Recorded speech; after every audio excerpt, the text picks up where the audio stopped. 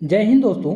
आज के इस लेक्चर के माध्यम से हम डिस्कस करेंगे BA, BSc, BCom second semester का अनिवार्य प्रश्न पत्र से संबंधित कुछ ऑब्जेक्टिव टाइप क्वेश्चन जो आपके आगामी एग्जाम के लिए काफ़ी महत्वपूर्ण होगा।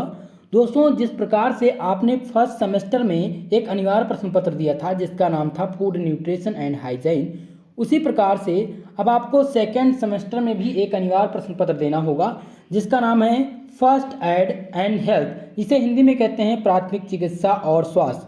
तो इसे को करिकुलर कोर्स के नाम से जानते हैं और ये आपका अनिवार्य प्रश्न पत्र है। ये केवल पासिंग मार्क के लिए दिया जाता है। ये आपके जो आपका रिजल्ट बनता है फाइनल, उसमें ऐड नहीं होता इसका मार्क, केवल ये पासिंग मार्क के लिए है।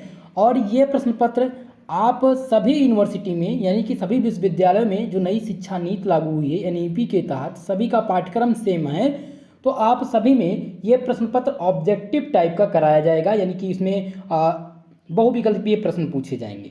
ठीक है, तो आप चाहे जिस यूनिवर्सिटी से हों सभी का सिलेबस सेम है और सभी में एक ही तरह प्रश्न पूछे जाएंगे। तो आज हम लगभग 500 ऑब्जेक्टिव क्वेश्चन डिस्कस करेंगे। तो ये क्लास आप सबके लिए बहुत ही ज़्यादा महत्वपूर्ण रहेगी।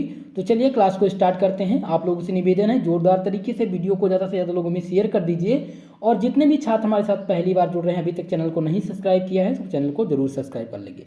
चलिए दोस्तों, क्लास स्टार्ट करते हैं और सॉल्व करते हैं आज के महत्वपूर्ण प्रश्नों को। क्वेश्चन नंबर 1 है आपका कि रक्त शुद्ध करने का कार्य होता है। ऑप्शन ए दिया गया है दोस्तों हाथों का, ऑप्शन बा दिया गया है फेफड़ों का, ऑप्शन सा है आंतों का, या ऑप्शन दा दिया गया है यकृत का। तो आपको बता दें जो रक्त शुद्धिकरण होता है मानव शरीर के किडनी में होता है। कहाँ पे होता है दोस्तों? रक्त का शुद्धिकरण जो होता है वो मानव शरीर के किडनी में होता है। तो इसका जो सही आंसर होगा वो किडनी होगा। आप लोग किडनी याद रखिएगा। ठीक है, तो अगर यहाँ पर ऑप्शन में ऑप्शन आ जो है यहाँ पर किडनी होता तो ये राइट आंसर होगा। यहाँ पर हाथों लिख गया है तो ये रॉन्ग है ऑप्शन। और आंतों में भी नहीं होता है, फेफड़ों में भी नहीं होता, यकृत में भी नहीं होता है। ठीक है, तो रक्त का शुद्धिकरण आप ध्यान रखेंगे कहाँ पे होता है? किडनी में होता है। मानव शरीर के किडनी में रक्त का शुद्धिकरण होता है। चलिए क्वेश्चन नंबर 2 देखते हैं। क्वेश्चन नंबर 2 है श्वसन क्रिया का भाग है। ऑप्शन ए दिया गया प्रश्वसन, बी दिया गया है निःश्वसन और सा दिया गया है उपयुक्त दोनों, दा दिया गया इनमें से कोई नहीं। तो श्वसन क्रिया का जो दो भाग है ये दोनों हैं। इसी प्रकार से ऑप्शन सा इस क्वेश्चन का करेक्ट आंसर हो जाएगा। तीसरे प्रश्न की तरफ बढ़ते हैं। तीसरा प्रश्न है कि श्वसन तंत्र में कितने अंग कार्य करते हैं। ऑप्शन ए दिया गया है 5, ऑप्शन बी है 7 और ऑप्शन सा दिया गया है दोस्तों 9 और ऑप्शन दा दिया गया है 11। तो आपको बताना है इनमें से कि श्वसन तंत्र में कितने अंग कार्य करते हैं। तो श्वसन अंग में दोस्तों कुल मिलाकर के लगभग 7 अंग कार्य करते हैं। लगभग कितने अंग कार्य करते हैं? 7 अंग। इसलिए ऑप्शन नंबर 22 क्वेश्चन का करेक्ट आंसर हो जाएगा। चलिए अगला प्रश्न है, चौथा नंबर प्रश्न पूछा गया है कि अशुद्ध रक्त के शुद्धिकरण में किसकी आवश्यकता पड़ती है। जो मानव शरीर में अशुद्ध रक्त होते हैं उनको शुद्ध करने में इनमें से किसकी आवश्यकता होती है। ऑप्शन ए दिया गया ऑक्सीजन, ऑप्शन बा दिया गया है दोस्तों नाइट्रोजन, ऑप्शन सा है कार्बन डाइऑक्साइड और ऑप्शन दा दिया गया है क्या दिया गया है? Mono oxide. तो आप सभी लोग जल्दी से कमेंट करके बताइए इस क्वेश्चन का आंसर कि चौथा जो प्रश्न है रक्त को शुद्ध करने के लिए, अशुद्ध जो रक्त होता है उसको शुद्ध करने के लिए हमें किसकी आवश्यकता पड़ती है। तो अशुद्ध रक्त को शुद्ध करने के लिए हमें ऑक्सीजन की आवश्यकता होती है। ऑप्शन नंबर ए इस क्वेश्चन का करेक्ट आंसर होगा। चलिए 5 नंबर प्रश्न देखते हैं। 5वां प्रश्न आपसे पूछा गया है कि किस क्रिया के द्वारा अशुद्ध रक्त का शुद्धिकरण किया जाता है। ऑप्शन ए है आपका पाचन क्रिया, बी है उत्सर्जी क्रिया, सा है आपका श्वसन क्रिया और ऑप्शन दा दिया गया प्रजनन क्रिया। तो आपको इनमें से बताना है कि जो अशुद्ध रक्त है उसका शुद्धिकरण किस क्रिया के द्वारा किया जाता है। तो इसका जो शुद्धिकरण होगा दोस्तों वो श्वसन क्रिया के द्वारा किया जाएगा, यानी कि ऑप्शन नंबर सा इस क्वेश्चन का करेक्ट आंसर होगा।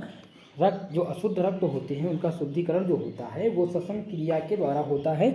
और अशुद्ध रक्त के शुद्धिकरण में जो गैस की आवश्यकता हमें होती है वो ऑक्सीजन की आवश्यकता होती है। ऑक्सीजन की मदद से रक्त का क्या होता है? अशुद्ध रक्त का शुद्धिकरण होता है। तो इसका जो करेक्ट आंसर हो जाएगा वो ऑप्शन नंबर सा हो जाएगा।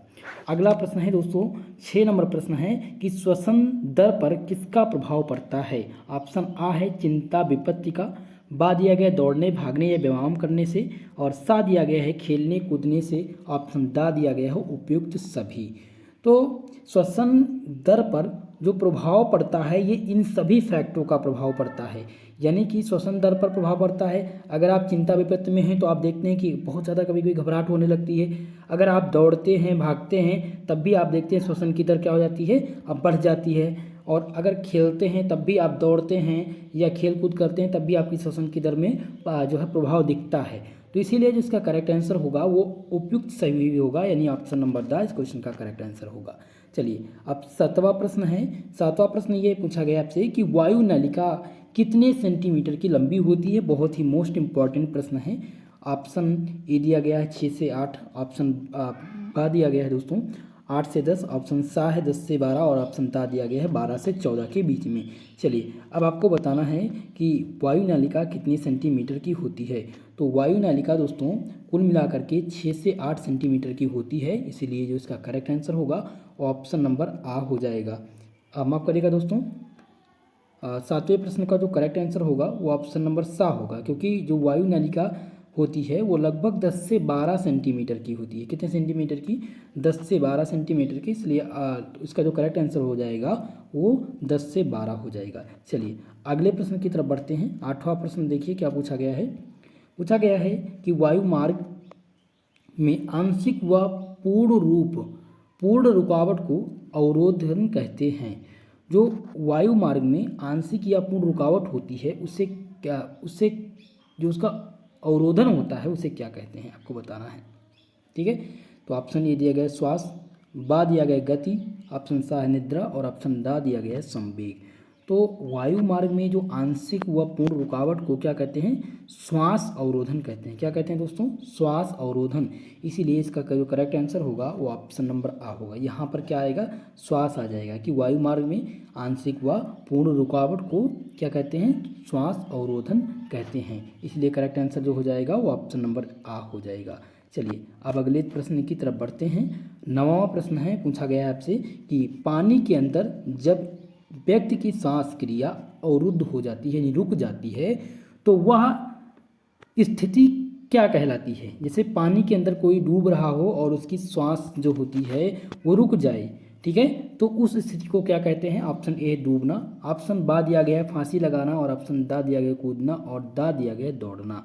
तो जब पानी के अंदर कोई व्यक्ति होता है और उसकी श्वसन क्रिया जो होती है वो रुक जाती है तो उसे डूबना कहते हैं। ऑप्शन आ इस क्वेश्चन का करेक्ट आंसर हो जाएगा। चलिए 10वां प्रश्न ध्यान देंगे, पूछा गया है 10वां प्रश्न आपसे पूछा गया है कि किसी आयतन के वृद्धि के फलस्वरूप फेफड़े फैल जाते हैं। किसके आयतन, माफ करिएगा, क्वेश्चन है कि किसके आयतन में वृद्धि के फलस्वरूप फेफड़े फैल जाते हैं। ऑप्शन आ दिया गया हृदय और ऑप्शन बा है यकृत, ऑप्शन सा है वृष गुहा और ऑप्शन दा दिया गया है ग्रास नली। तो इसका जो करेक्ट आंसर होगा, जो सही आंसर हो जाएगा वो हो जाएगा सा नंबर, यानी कि वृष गुहा। जब वृष गुहा का आयतन क्या हो जाता है, आयतन इसका बड़ा हो जाता है, यानी कि इसके आयतन में वृद्धि हो जाती है तो फेफड़े जो होते हैं वो फेफड़े क्या हो जाते हैं, फैल जाते हैं। तो इसका जो करेक्ट आंसर है ऑप्शन नंबर सा हो जाएगा। चलिए अगले प्रश्न की तरफ चलते हैं। 11 नंबर प्रश्न पूछा गया आपसे कि शरीर में श्वास नली में पानी जाने पर क्या होता है। शरीर के श्वास नली में जब पानी चला जाता है तो हमें किस प्रकार से महसूस होता है। ऑप्शन ए दिया गया तापमान बढ़ जाता है, ऑप्शन बा है ठंडी लगती है, ऑप्शन सा है भूख लगती है और ऑप्शन दा दिया गया निद्रा आ जाती है। तो जब भी शरीर के श्वास नली में पानी चला जाएगा तब हमें क्या होगा, ठंडक लगती है। क्या लगती है दोस्तों, ठंडक लगती है। ऑप्शन बा इस क्वेश्चन का करेक्ट आंसर हो जाएगा। चलिए अब अगले प्रश्न की तरफ चलते हैं। अगला प्रश्न देंगे, पूछा गया है कि किस बीमारी में, आप दिया गया दोस्तों कि किस बीमारी में गर्म पानी में नमक डालकर गलारे किए जाते हैं। ऑप्शन आ है बुखार, ऑप्शन बा दिया गया गले में सूजन होने पर, ऑप्शन सा दिया गया सर दर्द और ऑप्शन दा दिया गया हाथ पैर में दर्द। तो आप सभी लोग बताइए कि इनमें से बीमारी पूछी गई है कि इस बीमारी में गर्म पानी में नमक डालकर गलारे किए जाते हैं। तो जब गले में सूजन हो, गले में खराश हो, तब हम क्या करते हैं कि पानी में नमक डाल करके गरारे करते हैं। इसलिए ऑप्शन नंबर 22 क्वेश्चन का करेक्ट आंसर होगा। चलिए अगले प्रश्न की तरफ चलते हैं। 13 नंबर प्रश्न पूछा गया आपसे कि गले में सूजन होने पर आशंका ज़्यादातर किस मौसम में होती है? गले में सूजन होने की आशंका सर्वप्रथम अधिकतर किस मौसम में होती है, आपसे पूछा गया है। ऑप्शन ए दिया गया ठंड, ऑप्शन बा है गर्म और ऑप्शन सा दिया गया बारिश में, उपयुक्त दिया गया दा नंबर दिया गया उपयुक्त सभी। तो जो सबसे ज़्यादा आशंका होती है वो ठंड के मौसम में होती है। ठंडी के मौसम में सबसे ज़्यादा खराश होती है गले में, यानी ऑप्शन नंबर आ इस क्वेश्चन का करेक्ट आंसर होगा। जब भी आपके गले में सूजन हो या खराश हो तो आप क्या करें कि गर्म पानी में नमक डाल करके गरारे करेंगे तो आपको ज़्यादा उचित फ़ायदा मिलेगा। चलिए 14 नंबर प्रश्न ध्यान देंगे। पूछा गया है कि गले में सूजन होने पर तकलीफ और ना बढ़े इसके लिए कैसा भोजन करना चाहिए? ऑप्शन आ दिया गया गर्म व नरम, ऑप्शन बा दिया गया ठंड और सा दिया गया गरिष्ठ यानी तला भुना, ऑप्शन दा दिया गया कैसा भी। तो इसका जो करेक्ट आंसर होगा दोस्तों वो हो जाएगा ऑप्शन नंबर आ हो जाएगा, यानी कि नरम व गर्म। जब आपके गले में सूजन हो या तकलीफ, आप ये जानें आपके गले में खराश हो और आप चाहें कि ज़्यादा तकलीफ ये ना हो तो आपको ज़्यादा से ज़्यादा गर्म चीज़ें खानी चाहिए और थोड़ा सा मुलायम भी हो, ठीक है, यानी कि सख्त ज़्यादा ना हो। तो ऑप्शन नंबर आ इस क्वेश्चन का करेक्ट आंसर होगा। चलिए 15 प्रश्न है, 15वां क्वेश्चन है कि मनुष्य को श्वास लेने में कठिनाइयाँ कब होती है? ऑप्शन ए दिया गया दम घुट जाने पर, ऑप्शन बा दिया गया कि गला घुटने पर, ऑप्शन सा है फांसी लगाने पर और ऑप्शन दा दिया गया उपयुक्त सभी। तो जो मनुष्य को सांस लेने में इन सभी फैक्टरों में दिक्कत आएगी। अगर मनुष्य का दम घुटेगा तब भी उसको सांस लेने में कठिनाइयाँ होगी, फांसी लग जाएगा तब भी, और गला घुटने पर तब भी। तो इसका जो करेक्ट आंसर हो जाएगा वो ऑप्शन नंबर दा होगा, यानी कि ऑप्शन नंबर दा इसका सही हो जाएगा। चलिए अब हम 16 प्रश्न जो है 16 नंबर क्वेश्चन पूछा गया आपसे कि गले में श्वास यंत्र किस नलिका में पाया जाता है? बहुत ही महत्वपूर्ण प्रश्न है दोस्तों, ठीक है। गले में जो श्वास यंत्र है वो किस नलिका में पाया जाता है? बहुत ही मोस्ट इंपॉर्टेंट प्रश्न है। ऑप्शन ए दिया गया वायु नलिका, ऑप्शन बा दिया गया है अग्रनालिका और ऑप्शन सा है वायु व अग्रनालिका के बीच और ऑप्शन दा दिया गया अग्रनालिका के पीछे।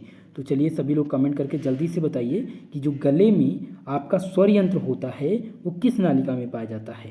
दोस्तों तो स्वर जो यंत्र होता है वो वायु नालिका में पाया जाता है। ऑप्शन नंबर आ इस क्वेश्चन का करेक्ट आंसर होगा। चलिए 17वां प्रश्न है दोस्तों कि खाना खाते समय वायु नालिका को किसके द्वारा बंद कर दिया जाता है? ऑप्शन आ दिया गया है नौजिहा, ऑप्शन बा दिया गया उपजिहा और सा दिया गया है स्वरजिहा और ऑप्शन दा दिया गया रंध्रजिहा। तो जब खाना खाते समय वायु नालिका को किसके द्वारा बंद किया जाता है दोस्तों? तो ये किया जाता है किसके द्वारा? उपजिह्वा के द्वारा बंद कर दिया जाता है। किसके द्वारा? उपजिह्वा के द्वारा बंद कर दिया जाता है। ऑप्शन नंबर 22 क्वेश्चन का करेक्ट आंसर होगा। अगले प्रश्न की तरफ बढ़ते हैं। 18वां प्रश्न पूछा गया है कि श्वास अवरोधन का पीड़ित व्यक्ति यदि बेहोश हो जाए, जो श्वास अवरोधन हो, श्वास यानी कि श्वास की जिसे श्वास का मरीज हो, श्वास की दिक्कत हो और वो यदि बेहोश हो जाए तो हमें क्या करना चाहिए? ऑप्शन आ दिया गया है कि मुंह पर पानी के छींटे मारने चाहिए, ऑप्शन बी दिया गया है CPR कर देना चाहिए, ऑप्शन सा दिया गया है कुर्सी पर बिठाना चाहिए या ऑप्शन दा दिया गया लिटा देना चाहिए। तो श्वसन यानी कि जो श्वास का मरीज है अगर वो बेहोश हो जाए तो सबसे पहले क्या करना चाहिए? CPR कर देना चाहिए। ऑप्शन नंबर 22 क्वेश्चन का करेक्ट आंसर होगा।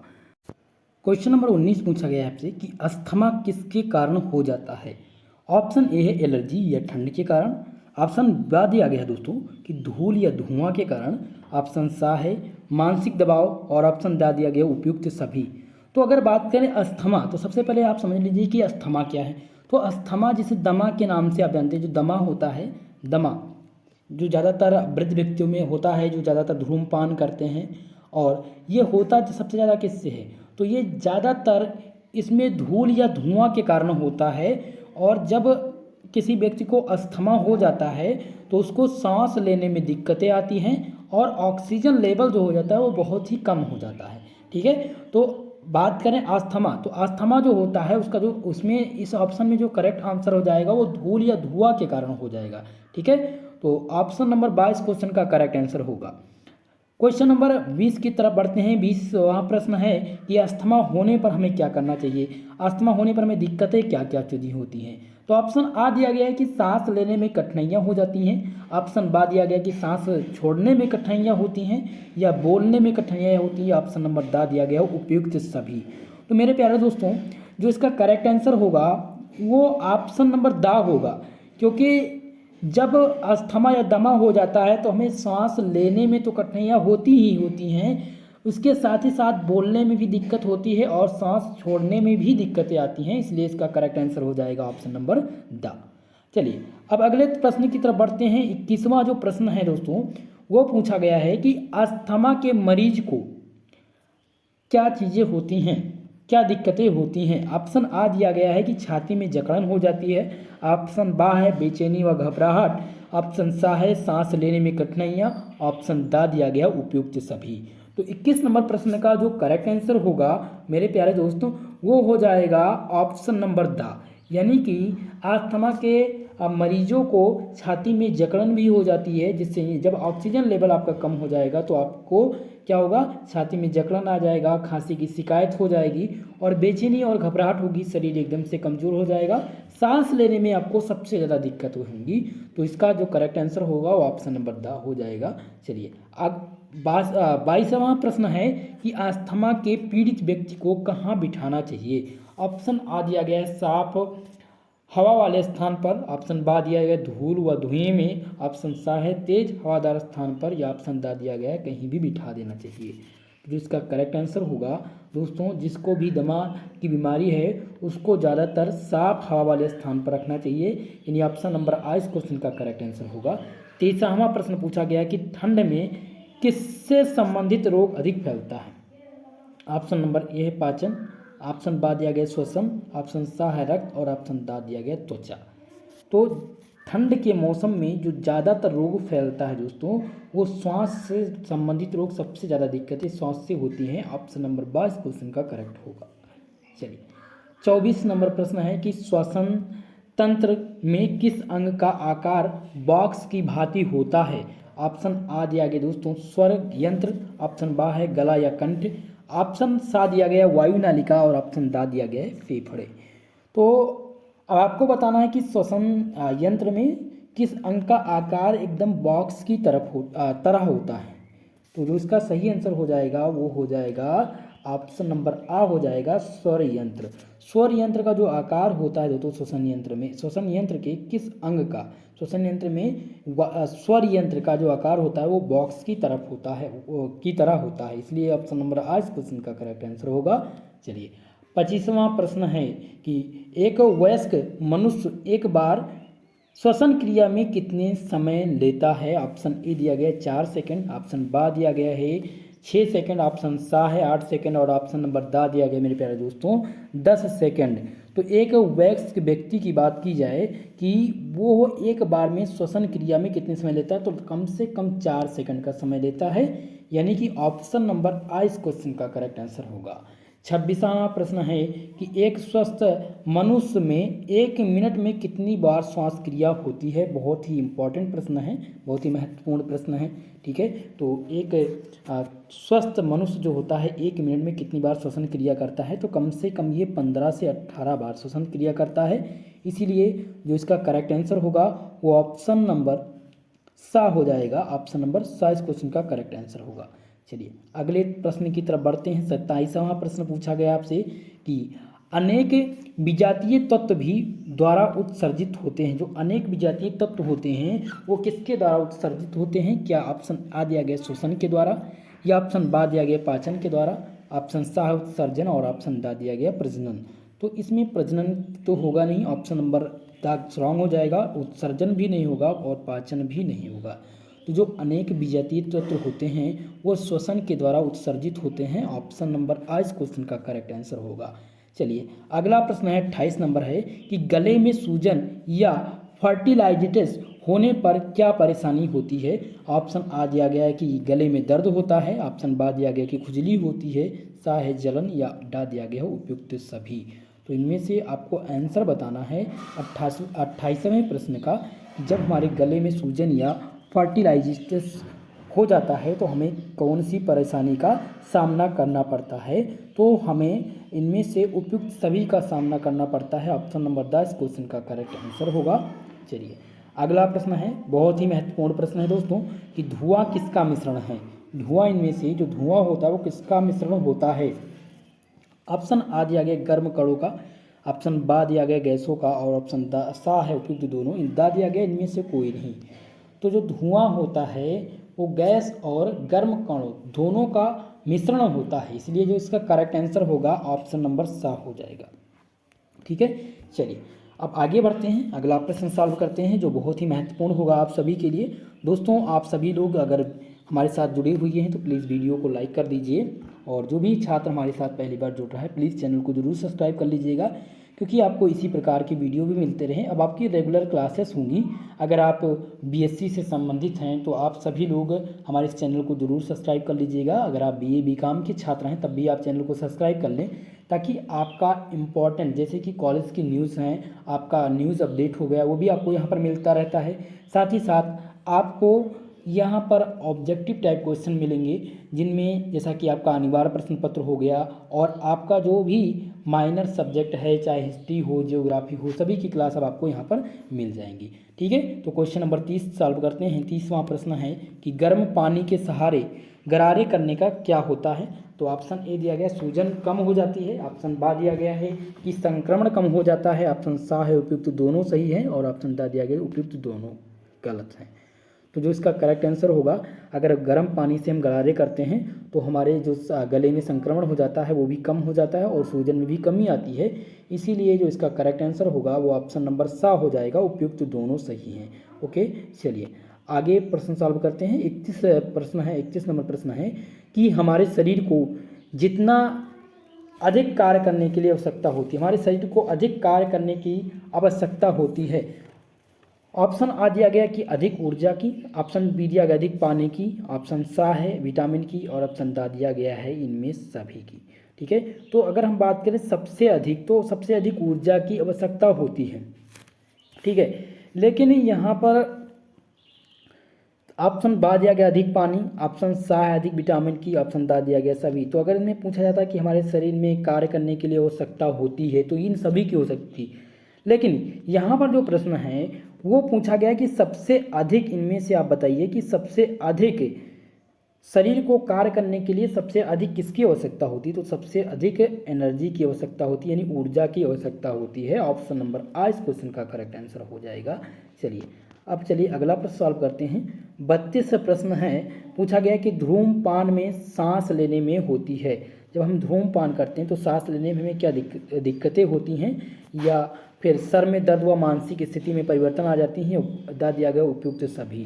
तो अगर आप धूम्रपान करते हैं तो सांस लेने में हमें क्या होती है दोस्तों, हमें ज़्यादातर सांस लेने में दिक्कतें होती हैं, खांसी ज़्यादातर आने लगती हैं, और ये दिक्कतें जो होती हैं स्वयं होती हैं। अगर आप धूम्रपान करेंगे तो इन स्थितियों का सामना आपको करना पड़ेगा। ठीक है, तो इसका जो करेक्ट आंसर होगा वो ऑप्शन नंबर दा हो जाएगा, इन सभी स्थितियों में। चलिए अगले प्रश्न की तरफ बढ़ते हैं। 33 नंबर प्रश्न है, आपसे पूछा गया है। 33 नंबर प्रश्न पूछा गया है कि धुएं में आँख की कार्निया में होता है। अगर धुएं में आँखों की जो कार्निया होती हैं उनमें क्या दिक्कत आती है, जलन होती है, सूजन होती है, या ऐंठन होता है, या उपयुक्त सभी। चलिए सभी लोग कमेंट करके इस क्वेश्चन का आंसर करेंगे। तो जब व्यक्ति धुएं में रहता है तो उसके आँखों में जलन होती है, उसके कार्निया में क्या हो जाती है, जलन पैदा हो जाती है। ऑप्शन नंबर आ इस क्वेश्चन का करेक्ट आंसर होगा। ठीक है, इसका जो सही आंसर हो जाएगा दोस्तों वो हो जाएगा ऑप्शन नंबर आ। ठीक है, चलिए अगले प्रश्न की तरफ बढ़ते हैं। 34 नंबर प्रश्न पूछा गया है। 34 नंबर प्रश्न आपसे क्या पूछा गया है कि धूम्रपान या धुएं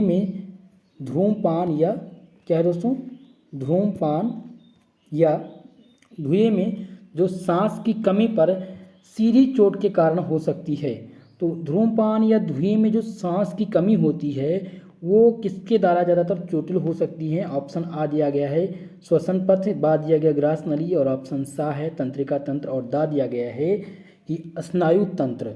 ठीक है, तो जो 34 नंबर का करेक्ट आंसर होगा वो श्वसन पथ होगा। ठीक है, यानी कि धूम्रपान या धुएं में सांसों की जो कमी होती है, सांसों की जो कमी हो जाती है दोस्तों, वो क्या होती है, श्वसन पथ पर सीधी चोट के कारण हो सकती है। ऑप्शन नंबर आ इस क्वेश्चन का करेक्ट आंसर होगा। चलिए 35वां प्रश्न सॉल्व करते हैं। 35 नंबर प्रश्न पूछा गया है आपसे। 35वां जो प्रश्न है दोस्तों वो पूछा गया है कि धुएं में त्वचा हो सकती है। ऑप्शन आ दिया गया नीले रंग की, ऑप्शन बा दिया गया है चेरी रंग की, ऑप्शन सा है उपयुक्त दोनों, या ऑप्शन दा दिया गया इनमें से कोई नहीं। तो धुएं में जो त्वचा होती है दोस्तों ज़्यादातर काले रंग की हो जाती है, ठीक है। लेकिन इसमें जो ऑप्शन दिया गया है वो ऑप्शन सा दिया गया है, सही उपयुक्त दोनों रंग की होगी।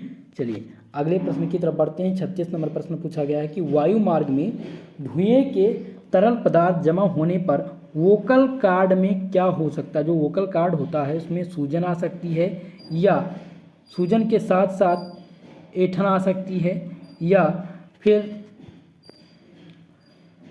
ऊपरी वायु के मार्ग में कसाव हो सकती है, या उपयुक्त सभी। तो जो इसका करेक्ट आंसर हो जाएगा दोस्तों वो हो जाएगा कि वायु मार्ग में धुएं के तरल पदार्थ जमा होने पर वोकल कार्ड में क्या हो सकता है दोस्तों। तो इसका जो सही आंसर हो जाएगा ऑप्शन नंबर द हो जाएगा, उपयुक्त सभी, ठीक है। यानी ऐंठन भी हो सकती है, सूजन भी आ सकती है, उपयुक्त वायु में कसाव भी आ सकता है। तो इसलिए जो इसका सही आंसर होगा वो ऑप्शन नंबर द हो जाएगा। चलिए अब हम सॉल्व करते हैं 37वां प्रश्न। 37 नंबर क्वेश्चन पूछा गया कि गले में सूजन के लक्षण किसके आधार पर अलग हो जाते हैं। ऑप्शन आ दिया गया है दोस्तों कि वायरल इन्फेक्शन के द्वारा, ऑप्शन बा दिया गया है मित्रों, ऑप्शन नंबर बा दिया गया है कि बैक्टीरियल, ऑप्शन सा है उपयुक्त सभी, और ऑप्शन दा दिया गया है दोनों में से कोई नहीं। तो जो इसका सही आंसर हो जाएगा वो ऑप्शन नंबर सा हो जाएगा, यानी कि गले में सूजन के लक्षण किसके आधार पर अलग अलग हो सकते हैं। तो ये हो सकता है वायरल इन्फेक्शन के द्वारा भी और बैक्टीरियल के द्वारा भी। तो इसलिए जो इसका सही आंसर हो जाएगा ऑप्शन नंबर सा हो जाएगा। चलिए अगला प्रश्न हम सॉल्व करते हैं। अगला प्रश्न जो पूछा गया है वो पूछा गया है कि श्वसन तंत्र के अंगों की संख्या कितनी होती है। श्वसन तंत्र के अंगों की संख्या कितनी होती है। तो श्वसन तंत्र के जो अंगों की संख्या होती है वो लगभग 7 होती है। इसीलिए इस क्वेश्चन का जो सही आंसर होगा ऑप्शन नंबर आ हो जाएगा। अगला प्रश्न है कि वायु कोश की भित्ति होती है। वायु कोश की जो भित्ति होती है वो किस प्रकार से होती है। ऑप्शन आ दिया गया मित्रों मोटी, ऑप्शन बा दिया गया परतदार, ऑप्शन सा है अत्यंत पतली, और ऑप्शन दा दिया गया रेशेदार। तो चलिए इस क्वेश्चन का आप लोग सभी लोग जवाब देंगे। 39 नंबर प्रश्न है, तो इसका जो करेक्ट आंसर हो जाएगा ऑप्शन नंबर सा हो जाएगा कि वायु कोश की जो भित्ति होती है वो अत्यंत क्या होती है, अत्यंत पतली होती है। 40 क्वेश्चन पूछा गया है। 40 नंबर प्रश्न है कि रुधिर का रंग लाल होने का कारण क्या है। तो आप सभी इस क्वेश्चन से परिचित होंगे। फिलहाल इसका आंसर जो हो जाएगा वो हीमोग्लोबिन हो जाएगा। हीमोग्लोबिन के कारण जो रुधिर का रंग होता है वो लाल होता है।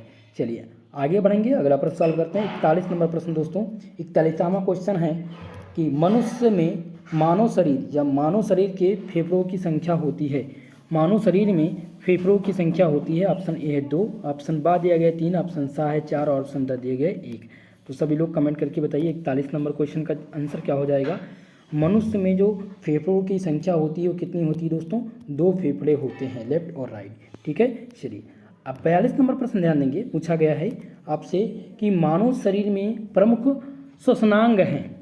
जो मानव शरीर के प्रमुख श्वसनांग कौन से हैं, नाक या ग्रास नली, ऑप्शन बा दिया गया वृषगुहा, या ऑप्शन दा है फेफड़े। तो जो मानव शरीर के प्रमुख श्वसनांग हैं दोस्तों वो हो जाएंगे ऑप्शन नंबर दा, यानी कि फेफड़े। फेफड़े जो हैं वो मनुष्य शरीर के प्रमुख श्वसनांग हैं। ऑप्शन नंबर दा, फेफड़ा जो होता है वो क्या करता है, वो जो श्वास नली है वो प्रमुख होता है, ठीक है। इसमें जो आपका विभिन्न प्रकार के गैस हैं वो श्वास का क्या होता है, शुद्धिकरण होता है। ऑप्शन नंबर 10 इस क्वेश्चन का करेक्ट आंसर होगा। आगे बढ़ेंगे, अगले प्रश्न को सॉल्व करते हैं। 43 नंबर प्रश्न है दोस्तों, पूछा गया है 43 नंबर प्रश्न पूछा गया है कि गले में सूजन एक बीमारी है, बैक्टीरियल संक्रमण या मौसमी या अनुवांशिकी। तो आप लोग जल्दी से इसका आंसर बता दीजिए। इसका जो सही आंसर हो जाएगा वो ऑप्शन नंबर क्या हो जाएगा, बा हो जाएगा। गले में जो सूजन होती है वो एक संक्रामक बीमारी होती है। ऑप्शन नंबर बा इस क्वेश्चन का करेक्ट आंसर होगा। बढ़ेंगे अगले प्रश्न पर। 44 नंबर क्वेश्चन पूछा गया है आपसे कि उचित श्वसन के लिए शुद्ध वायु में लेनी चाहिए, यानी उचित श्वास के लिए हमें किसकी आवश्यकता होती है, कार्बन डाइऑक्साइड युक्त या धूल कणों से युक्त या वाष्प युक्त या ऑक्सीजन युक्त। तो 44 नंबर क्वेश्चन है, इसमें पूछा गया है कि उचित श्वास के लिए हमें सबसे ज़्यादा जो आवश्यकता होती है वो ऑक्सीजन की आवश्यकता होती है। ऑप्शन नंबर द इस क्वेश्चन का करेक्ट आंसर हो जाएगा। 45वां प्रश्न पूछा गया है कि डूबते व्यक्ति को बचाव करते समय क्या करना चाहिए। जो डूबता व्यक्ति होता है उसको बचाव करते समय क्या करना चाहिए। ऑप्शन आ दिया गया शरीर को शरीर को सिर से नीचे कर देना चाहिए, या ऑप्शन बा दिया गया है हाथ को पीछे की तरफ, या सा दिया गया है शरीर को मोड़कर, या ऑप्शन दिया गया है शरीर को सिरे से ऊपर कर देना चाहिए। ठीक है, चलिए आप सभी लोग आंसर करिए 45 नंबर क्वेश्चन का। तो 45वां जो प्रश्न है वो ऑप्शन नंबर आ इसका सही होगा कि जब भी कोई व्यक्ति का बचाव करें, डूबते व्यक्ति का बचाव करें, तो हमें क्या करना चाहिए कि उसका शरीर को सिर से नीचे कर देना चाहिए। ठीक है, ऑप्शन नंबर आ इस क्वेश्चन का करेक्ट आंसर होगा। अगले प्रश्न की तरफ बढ़ेंगे। 46 नंबर प्रश्न पूछा गया है आपसे कि धुएं के कारण त्वचा का रंग पड़ सकता है। ऑप्शन ए है नीला, ऑप्शन बा दिया गया पीला, ऑप्शन सा है लाल और ऑप्शन दा दिया गया सफ़ेद। तो धुएं के कारण जो त्वचा का रंग होता है दोस्तों वो कैसा हो जाता है, वो हो जाता है पीला।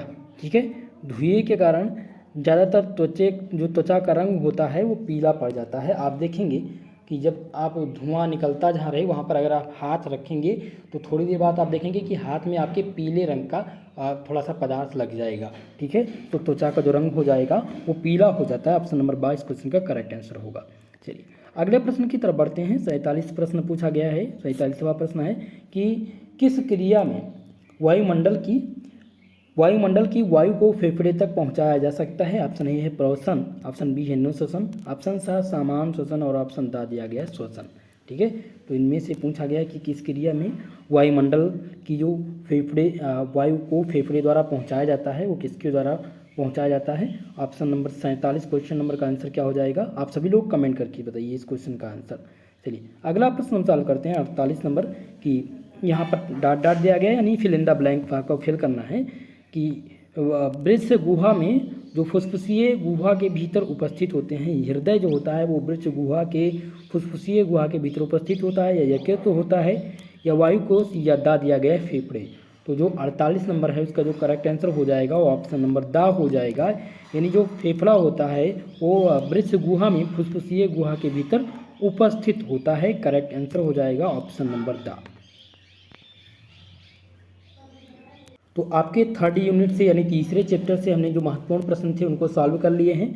अब हम चौथे क्वेश्चन के यानी आपका जो चौथा चैप्टर है जिसका नाम है दोस्तों, क्या नाम है चौथे चैप्टर का, आपका नाम है हृदय रक्त एवं परिसंचरण से संबंधित प्राथमिक चिकित्सा के बारे में हम ऑब्जेक्टिव प्रश्न को अब सॉल्व करने वाले हैं। ठीक है, तो चौथा जो आपका चैप्टर है वो हृदय रक्त एवं परिसंचरण से संबंधित है, जिसमें हम सामान्यतः देखेंगे कि रक्त क्या होता है, रक्त का शुद्धिकरण कहाँ होता है, रुधिर के कार्य क्या क्या चीज़ें हैं, ऑक्सीजन का परिवहन कहाँ पर होता है, पोषक पदार्थों का परिवहन, तो इन सब के बारे में हम डिस्कस करेंगे। ठीक है, तो जैसे हम बता दें कि रुधिर के कार्य, तो रुधिर के जो कार्य होते हैं वो पहला तो कार्य होता है ऑक्सीजन का परिवहन करना। ऑप्शन दूसरा जो कार्य होता है वो पोषक तत्वों का क्या होता है, यहाँ पर पोषक तत्व का परिवहन होता है। और तीसरा जो कार्य होता है रुधिर का दोस्तों, रुधिर का जो तीसरा कार्य होता है वो उत्सर्जी पदार्थों का परिवहन करना होता है। और जो चौथा कार्य जो है दोस्तों वो है शरीर का ताप नियंत्रण करना। ये भी किसके अंतर्गत आता है, रुधिर के अंतर्गत आता है। तो रुधिर के कुल मिलाकर के कितने वर्क होते हैं, 8 प्रकार के वर्क होते हैं। ठीक है, अब यहाँ पर हम डिस्कस कर लेते हैं कि रुधिर का थक्का बनना, जिसे मैकेनिज्म आप ब्लड क्लॉटिंग के नाम से जानते हैं। मैंने आप लोग को जूलॉजी में, माफ करिएगा, जूलॉजी में मैंने आप लोग को बताया था ब्लड क्लॉटिंग के बारे में। ठीक है, ब्लड क्लॉटिंग के बारे में बताया था कि जो है रुधिर का थक्का क्यों नहीं बनता है, क्यों दिक्कतें आ जाती हैं, और हीमोग्लोबिन क्या है, इन सभी के बारे में मैंने आप लोग को बताया था। ठीक है, और फिर आगे इसमें हम देखेंगे, इन प्रश्नों पर सॉल्व करेंगे। जो अगला टॉपिक आपका इसमें है वो है कि विभिन्न प्रकार के रुधिर वर्ग। ठीक है, फिर हमें हृदय की जो बाह्य आंतरिक संरचना होती है जिसे एक्सटर्नल फीचर ऑफ हार्ट कहते हैं, हम डिस्कस करेंगे किसके बारे में, एक्सटर्नल फीचर ऑफ हार्ट, जिसे हृदय की बाह्य आंतरिक संरचना कहते हैं। हृदय क्या है, तो अगर आप लोग को इस थ्योरी की क्लास भी चाहते हैं, अगर आप लोग आपका जो अनिवार्य प्रश्न पत्र है फर्स्ट एड एंड हेल्थ उसकी थ्योरी की भी क्लास चाहते हैं कि थ्योरी की भी बता दी जाए, तो आप सभी लोग कमेंट के में अपना क्वेश्चन डालिएगा कि आप इसकी क्लास चाहते हैं या नहीं। अगर आप इसके क्लास के लिए तैयार हैं तो मैं प्रयास करूंगा कि इसका एक जो है लगभग एक मैराथन क्लास हो, जहां पर मैं पूरा का पूरा फर्स्ट ऐड से संबंधित जो मुख्य मुख्य बातें हैं उनको आपको समझा सकूं। जैसे कि अब इसी के अंतर्गत आपका आ जाता है रुधिर का दबाव किसे कहते हैं, या नब्ज कितने प्रकार की होती हैं। एक वर्ष के आयु में, एक वर्ष का जो बच्चा होता है उसकी नब्ज होती है, हृदय स्पंदन दर कितनी होती है, तो इसकी जो हृदय स्पंदन दर होती है वो लगभग 120 मिनट प्रति मिनट होती है।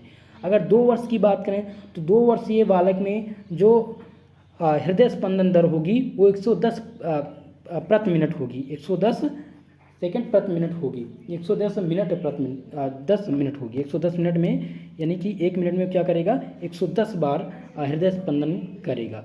अगर वहीं बात करें कि पौर्णावस्था की या वयस्क की बात करें तो वयस्क जो होता है वो इसके हृदय स्पंदन की दर कितनी होती है, 70 से 80 के बीच में होती है। ठीक है, अब उसी में आता है आपका कि सर्कुलेटरी सिस्टम, यानी जिसे परिसंचरण तंत्र के नाम से जानते हैं। अब हम उसी में डिस्कस करेंगे ब्लड प्रेशर के बारे में। ब्लड प्रेशर क्या होता है, कब बढ़ता है, कब घट जाता है और कितना होना चाहिए। ठीक है, तो इन सब की बात करेंगे। तो थ्योरी की क्लास की बातें हैं, थ्योरी की क्लास जब होगी तो आपको बताया जाएगा। तो अगर आप चाहते हैं कि इसकी एक थ्योरी की क्लास भी हो जाए जिसमें आपको मुख्य मुख्य बातें बता दी जाएँ तो आप लोग कमेंट करके ज़रूर बताइएगा, और इस वीडियो के बारे में आपकी क्या राय है वो भी बताइएगा। चलिए आगे सॉल्व करते हैं प्रश्न को। तो पहला प्रश्न है आपकी चौथे चैप्टर से, जो आपका चौथा चैप्टर है उसका नाम क्या था, उसका नाम है हृदय रक्त एवं परिसंचरण से संबंधित प्राथमिक चिकित्सा। ऑप्शन, चलिए प्रश्न नंबर 1 है कि किसका आकार बंद मुट्ठी के समान होता है। इनमें से किसका आकार जो होता है वो बंद मुट्ठी के आकार होता है।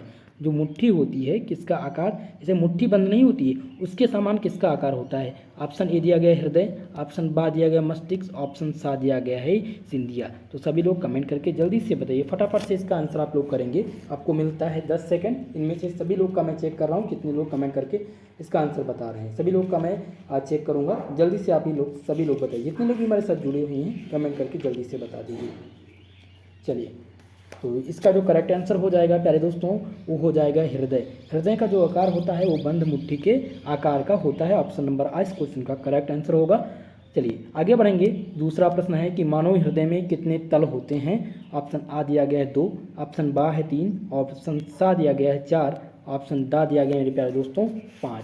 तो जो मानव हृदय में तल होते हैं उनकी संख्या कितनी होती है, उनकी संख्या 3 होती है। तो इसका जो करेक्ट आंसर हो जाएगा वो ऑप्शन नंबर बा हो जाएगा। आगे प्रश्न को सॉल्व करेंगे। अगला जो प्रश्न है वो है कि मानव हृदय में अलग से किसका अभाव होता है। ऑप्शन ए धमनी कोड, ऑप्शन बा दिया गया है धमनी शंकु, ऑप्शन सा उपयुक्त दोनों, और ऑप्शन दा दिया गया है दोस्तों इनमें से कोई नहीं। तो मानव हृदय में जो अलग से अभाव होता है वो धमनी कोड और धमनी शंकु का होता है, इसीलिए जो इसका करेक्ट आंसर हो जाएगा वो ऑप्शन नंबर सा हो जाएगा। चलिए आगे बढ़ते हैं और अगला प्रश्न हम सॉल्व करते हैं। अगला प्रश्न दिया गया है, अगला प्रश्न है कि हृदय की जो संरचना होती है वो किस प्रकार से होती है। हृदय की संरचना, ऑप्शन आ दिया गया है खोखली, ऑप्शन बा है कि शोक्काकार, और ऑप्शन सा दिया गया 4 कोष्ठीय व पेशीय, ऑप्शन दा दिया गया उपयुक्त सभी। चलिए 4 नंबर क्वेश्चन का आंसर करेंगे। क्वेश्चन नंबर 4, तो क्वेश्चन नंबर 4 का जो करेक्ट आंसर हो जाएगा मेरे प्यारे दोस्तों वो क्या हो जाएगा, ऑप्शन नंबर जा हो जाएगा, यानी उपयुक्त सभी। हृदय की जो संरचना होती है वो खोखली आकार की भी होती है और साथ ही साथ शंकुकार भी होती है, और इसका जो 4 कोष्ठीय पेशियाँ होती हैं उनके रूप में भी होती है, इसलिए जो इसका करेक्ट आंसर होगा वो ऑप्शन नंबर दा हो जाएगा। 5वां प्रश्न सॉल्व करते हैं। 5वां प्रश्न है दोस्तों, पूछा गया है कि श्वेत रुधिर कणिकाओं का जीवन काल कितना होता है।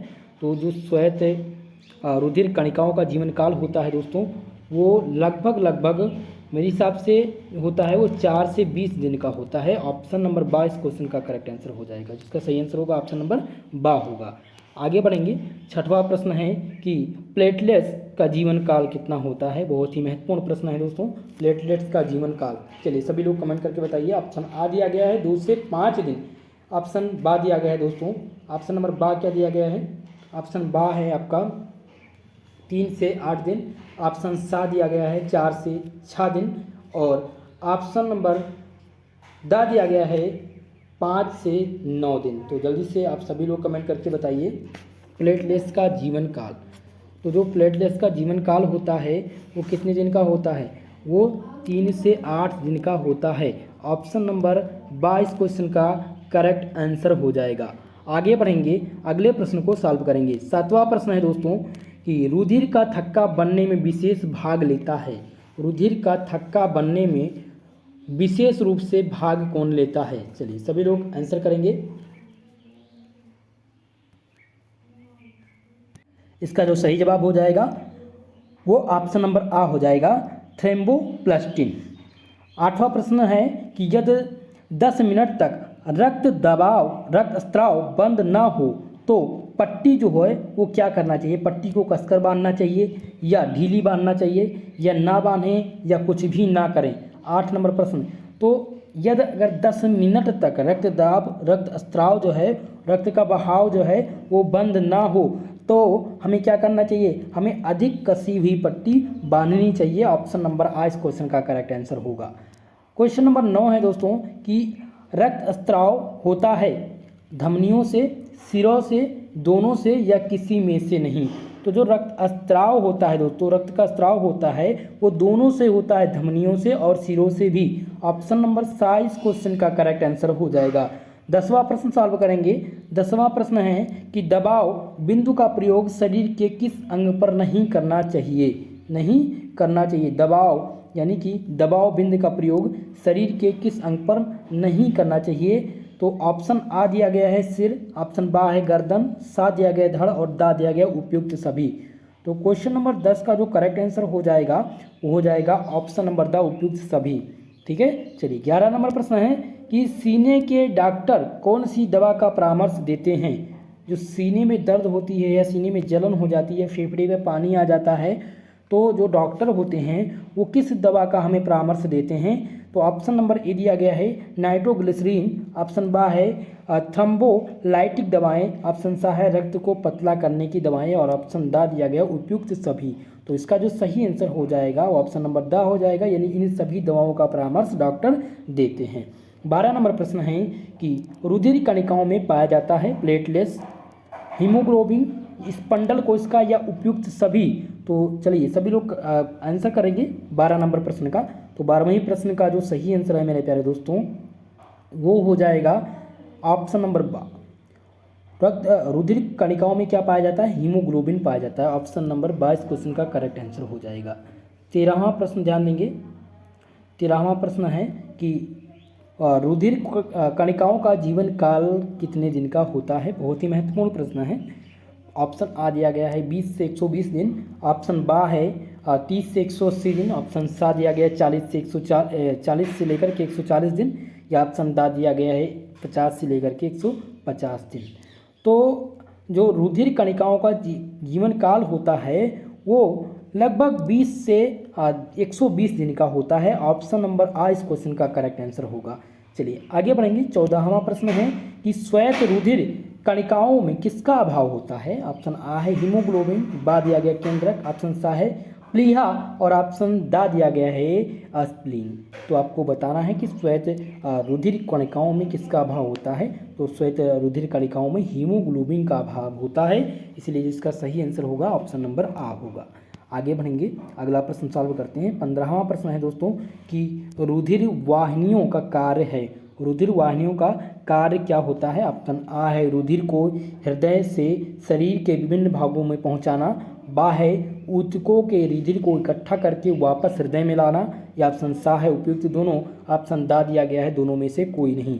तो रुधिर वाहिनियों का जो कार्य होता है दोस्तों वो क्या होता है? वो होता है उपयुक्त दोनों, यानी कि पहला हो जाएगा रुधिर को हृदय से शरीर के विभिन्न भागों में पहुंचाना, दूसरा है ऊतक के रुधिर को इकट्ठा करके वापस हृदय में लाना। तो इसका जो करेक्ट आंसर होगा वो ऑप्शन नंबर सा हो जाएगा, उपयुक्त दोनों हो जाएंगे। चलिए अगला प्रश्न सॉल्व करेंगे। 16वां प्रश्न है कि सीने का दर्द होता है अत्यधिक तीव्र या हल्का हल्का या दोनों प्रकार का या दोनों में से कोई नहीं। तो जो सीने का दर्द होता है दोस्तों, जो सीने का दर्द होता है वो क्या होता है? दोनों प्रकार का होता है, हल्का हल्का और अत्यंत तीव्र भी होता है। चलिए आगे बढ़ेंगे। 17वां प्रश्न है कि प्लाज्मा में कितने प्रकार की रुधिर कणिकाएं या रुधिराणु पाई जाती हैं? ऑप्शन आ है 2, ऑप्शन बा दिया गया है 3, ऑप्शन सा है 4 और ऑप्शन दा दिया गया है 5। ठीक है, तो प्लाज्मा में कितने प्रकार की रुधिर कणिकाएं पाई जाती हैं? 17वें प्रश्न का जो सही आंसर हो जाएगा वो हो जाएगा ऑप्शन नंबर बा यानी 3। प्लाज्मा में कुल कितने प्रकार की रुधिर कणिकाएं पाई जाती हैं? 3 प्रकार की रुधिर कणिकाएं पाई जाती हैं। 18वां प्रश्न हम देखेंगे, 18वां प्रश्न सॉल्व करते हैं। 18 नंबर प्रश्न है कि रक्तस्राव पीड़ित व्यक्ति के किस लक्षण पर ध्यान देना चाहिए? ऑप्शन आ है धड़कन पर, ऑप्शन बा दिया गया श्वसन क्रिया पर, ऑप्शन सा है चेतना पर, ऑप्शन दा दिया गया उपयुक्त सभी पर। तो 18 नंबर क्वेश्चन है, तो इसमें दिया गया है कि किसी भी व्यक्ति का यानी कि रक्तस्राव हो रहा है, रक्त बह रहा है, तो उस पीड़ित व्यक्ति के हमें किस लक्षण पर ध्यान देना चाहिए? तो हमें उसके ध्यान देना चाहिए धड़कन पर, उसके श्वसन क्रिया पर भी ध्यान देना चाहिए कि वो सांस ले रहा है या सांस लेने में दिक्कत हो रही है, उसका चेतना यानी कि उसके शरीर में चेतना है या नहीं, या तो इसका जो सही आंसर हो जाएगा वो उपयुक्त सभी हो जाएगा, ऑप्शन नंबर दा हो जाएगा। चलिए आगे बढ़ेंगे। 19 नंबर प्रश्न है कि यदि गाल या जीभ से रक्तस्राव हो रहा है तो रोगी को क्या करना चाहिए? रोगी को इनमें से अगर गाल या जीभ में रक्तस्राव हो रहा है तो रोगी को इनमें से बर्फ़ को चूसना चाहिए, या टॉफ़ी, या इमली, या इनमें से कोई नहीं। तो 19 नंबर का जो सही आंसर होगा वो ऑप्शन नंबर आ हो जाएगा। अगर किसी भी व्यक्ति के गले या गाल या जीभ में रक्त का बहाव हो रहा है तो उसे अगर बर्फ़ दे दिया जाएगा तो उसके जो रक्त के स्राव होंगे वो कम हो जाएंगे। ठीक है, अगला प्रश्न है 20 नंबर है, रक्तस्राव होता है, रक्तस्राव होता है। ऑप्शन आ है धमनियों से, सिरों से, तो इसका जो करेक्ट आंसर होगा वो ऑप्शन नंबर सा हो जाएगा, दोनों से। रक्तस्राव जो होता है वो दोनों से होता है, धमनियों और सिरों से। ठीक है, चलिए अगला प्रश्न है 21 नंबर प्रश्न, ध्यान देंगे। पूछा गया है कि सीने में दर्द होने पर चिकित्सक कौन सा परामर्श देता है? ऑप्शन आ दिया गया है इको कार्डियोग्राम या सीटी स्कैन का, या ऑप्शन सा दिया गया है एंजियोग्राफी, ऑप्शन दा दिया गया उपयुक्त सभी। तो अगर सबसे पहले बात किया जाए कि सबसे पहले जो कौन सा परामर्श देगा तो सीटी स्कैन का देगा। ठीक है, हालांकि 21 नंबर जो प्रश्न है इसका जो सही आंसर हो जाएगा वो ऑप्शन नंबर दा हो जाएगा, उपयुक्त सभी। अगर सीने में आपके दर्द हो रहा है और अगर आपको आराम नहीं मिल रहा है तो इनमें से सभी ऑप्शन यानी कि इको कार्डियोग्राम का भी परीक्षण कराने का वो परामर्श देगा, सीटी स्कैन का भी और एंजियोग्राफी का भी। चलिए 22 नंबर प्रश्न ध्यान देंगे। पूछा गया है कि किसकी निर्माण दर प्रति मिनट 1.5 लाख होती है? ऑप्शन ए है रुधिर कणिकाएं, ऑप्शन बा है श्वेत रुधिर कणिकाएं, ऑप्शन दा दिया गया उपयुक्त दोनों, ऑप्शन दा में से इनमें से कोई नहीं। तो 22वें प्रश्न का जो सही आंसर हो जाएगा एक, जो इनमें से लाल रुधिर कणिकाएं जो होती हैं वो प्रति मिनट में 1.5 लाख होती। निर्माण जो होता है हमारे शरीर में जो लाल रुधिर कणिकाएं होती हैं उनका निर्माण प्रति मिनट में 1.5 लाख होता है। ठीक है, चलिए आगे बढ़ेंगे। अगला प्रश्न है 23 नंबर, पूछा गया है कि सिरा से निकला रक्त होता है गहरा लाल, चमकीला लाल, हल्का लाल, या दा दिया गया है पतला लाल। तो सिर से जो खून निकलता है उसका रंग कैसा होता है? सभी लोग जल्दी से बताइए। 23वें प्रश्न, तो 23वें प्रश्न का जो करेक्ट आंसर हो जाएगा वो ऑप्शन नंबर आ हो जाएगा, हल्का लाल। 24वां प्रश्न है, इनमें दिया गया है कि रिक्त स्थान भरिए। एक खोखला पेशीय पंप होता है जो रुधिर के परिसंचरण को बनाए रखता है। मस्तिष्क, हृदय, या अस्थियां, या सा दिया गया है सिंधियां। ठीक है, तो 24वें प्रश्न का जो सही आंसर हो जाएगा वो ऑप्शन नंबर बा हो जाएगा।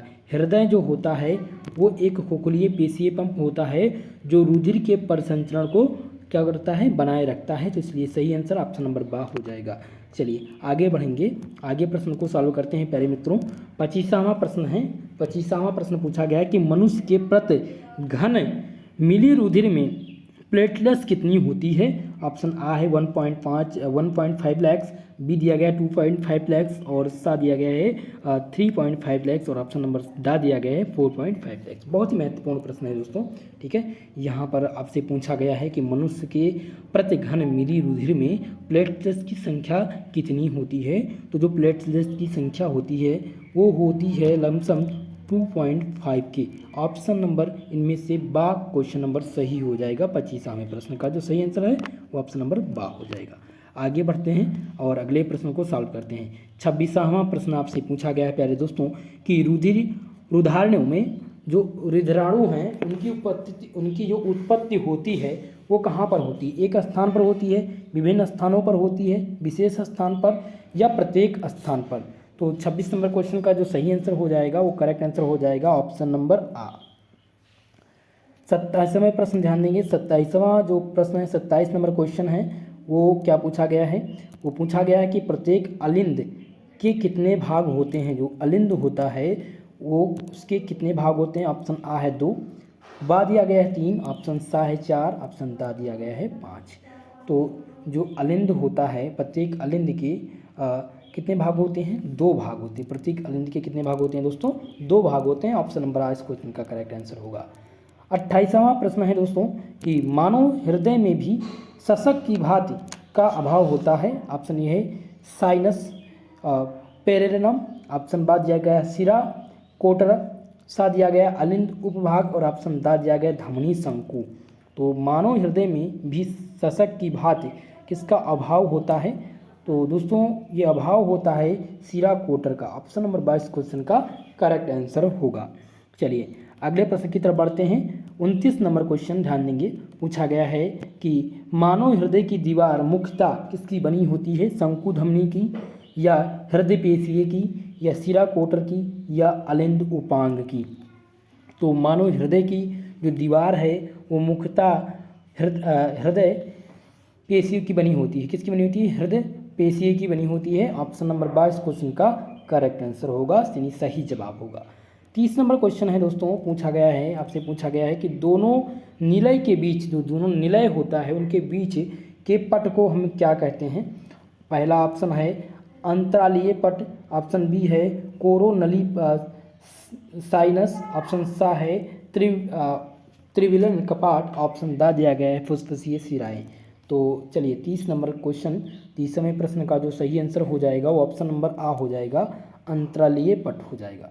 चलिए आगे बढ़ेंगे। 31 नंबर प्रश्न है कि रुधिर का वितरण करने के लिए शरीर में किसका जाल फैला रहता है? कोशिकाओं का या सिंधियों का या अस्थियों का या ऑप्शन दा दिया गया मेरे प्यारे दोस्तों किसी का नहीं।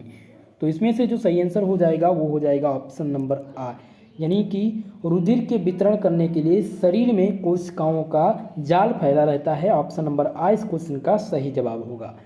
क्वेश्चन नंबर 22 की तरफ बढ़ते हैं। क्वेश्चन नंबर 22 है प्लाज्मा है। प्लाज्मा क्या है? ऑप्शन आ दिया गया है आधारभूत पदार्थ, बा दिया गया हल्के पीले रंग का द्रव, सा है मैट्रिक्स बनाने का द्रव, ऑप्शन दा दिया गया उपयुक्त सभी। जो प्लाज्मा होता है दोस्तों 32 नंबर क्वेश्चन है। तो 32 नंबर क्वेश्चन का जो सही आंसर हो जाएगा वो हो जाएगा ऑप्शन नंबर दा, यानी उपयुक्त सभी हो जाएगा। इसका जो करेक्ट आंसर होगा वो उपयुक्त सभी हो जाएगा। यानी कि प्लाज्मा जो है वो आधारभूत पदार्थ भी है, ये हल्के पीले रंग का द्रव भी होता है, ये मैट्रिक्स बनाने का द्रव है, उपयुक्त सभी इसका करेक्ट आंसर हो जाएगा। चलिए 33वां प्रश्न ध्यान देंगे। पूछा गया है कि डॉट डॉट दिया गया कि रुधिर का अस्थायी संग्रहालय कौन सा होता है? क्या मस्तिष्क जो होता है वो रुधिर का अस्थायी संग्रहालय होता है या हृदय या यकृत या फुफ्फुस? तो आपको बताना है इनमें से सही आंसर। 33 नंबर क्वेश्चन, तो इसका जो सही आंसर हो जाएगा वो ऑप्शन नंबर दा हो जाएगा। क्वेश्चन नंबर दा इस क्वेश्चन ऑप्शन नंबर दा इस क्वेश्चन का करेक्ट आंसर होगा। 34 क्वेश्चन है। पूछा गया आपसे कि रचना के आधार पर रुधिर को कितने भागों में विभाजित कर सकते हैं? ऑप्शन आ है 2, 3 या 4 या 5। तो रचना के आधार पर रुधिर को हम कितने भागों में विभाजित कर सकते हैं? तो लगभग कितने भागों में विभाजित कर सकते हैं दोस्तों? तो हम इसको 3 भाग में विभाजित कर सकते हैं। रचना के आधार पर रुधिर को 3 भागों में विभाजित कर सकते हैं। ऑप्शन नंबर 22 क्वेश्चन का करेक्ट आंसर हो जाएगा। 35 नंबर क्वेश्चन है। 35वां क्वेश्चन है कि रचना के आधार पर माफ करिएगा 35वां प्रश्न है किसमें तनुओं का अभाव होता है परंतु थक्के जमते समय तन बन जाते हैं? ऑप्शन आ दिया गया मैट्रिक द्रव, बा दिया गया प्लाज्मा, ऑप्शन सा है रुधिर और ऑप्शन दा दिया गया इनमें से कोई नहीं। तो 35वां प्रश्न का जो सही आंसर हो जाएगा वो हो जाएगा ऑप्शन नंबर बा प्लाज्मा। ठीक है, चलिए 36 नंबर प्रश्न है दोस्तों, पूछा गया आपसे कि यहाँ पर ऑप्शन डॉट डॉट दिया गया है, हृदय के समस्त शरीर के लिए रक्त की आपूर्ति लेकर निकलती है। क्या महाधमनी जो होती है वो हृदय के समस्त शरीर के लिए रक्त का आपूर्ति लेकर निकलती है, या प्लाज्मा, या सिंधियाँ, या प्लेटलेट्स? तो चलिए सभी लोग इसका सही आंसर बताइए 36 नंबर क्वेश्चन का। तो 36वें प्रश्न का जो सही आंसर हो जाएगा वो महाधमनी हो जाएगा। महाधमनी जो होती है वो हृदय के समस्त शरीर के लिए रक्त की आपूर्ति लेकर निकलती है।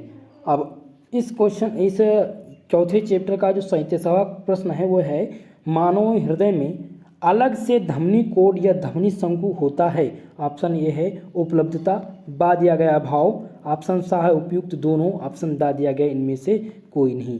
तो मानव हृदय में अलग से धमनी कोड या धमनी शंकु जो होता है उसकी क्या होती है, उसकी यहाँ पर अभाव होती है।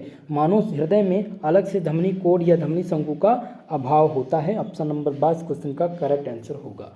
तो कुल मिलाकर के हमने आपका जो चौथा चैप्टर था हृदय रक्त एवं परिसंचरण से संबंधित प्राथमिक चिकित्साएं, उनसे कुछ महत्वपूर्ण प्रश्न हमने सॉल्व कर लिए हैं। अब हम आपका जो 5वां चैप्टर है दोस्तों, 5वां चैप्टर है अनिवार्य प्रश्न पत्र का जो 5वां चैप्टर है उसका नाम है, क्या नाम है दोस्तों, उसका नाम है कि घाव व चोट से संबंधित प्राथमिक चिकित्सा।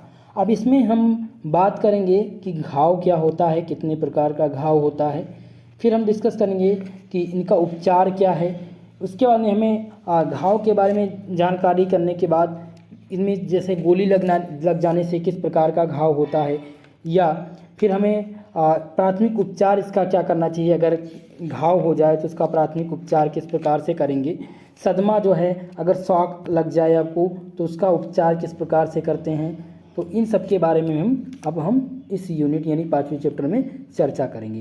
तो पाँचवें चैप्टर का जो पहला प्रश्न है दोस्तों वो है घाव का पहला संकेत। ऑप्शन नंबर आ दिया गया जलना, ऑप्शन बा है कटना, ऑप्शन सा है ब्लीडिंग होना, ऑप्शन दा दिया गया उपयुक्त सभी। तो घाव का जो पहला संकेत है वो क्या होता है, घाव का जो पहला संकेत है दोस्तों वो क्या होता है, वो जलना। अगर घाव हो जाएगा तो पहला संकेत है कि जलन, यानी ऑप्शन नंबर आ इस क्वेश्चन का करेक्ट आंसर हो जाएगा।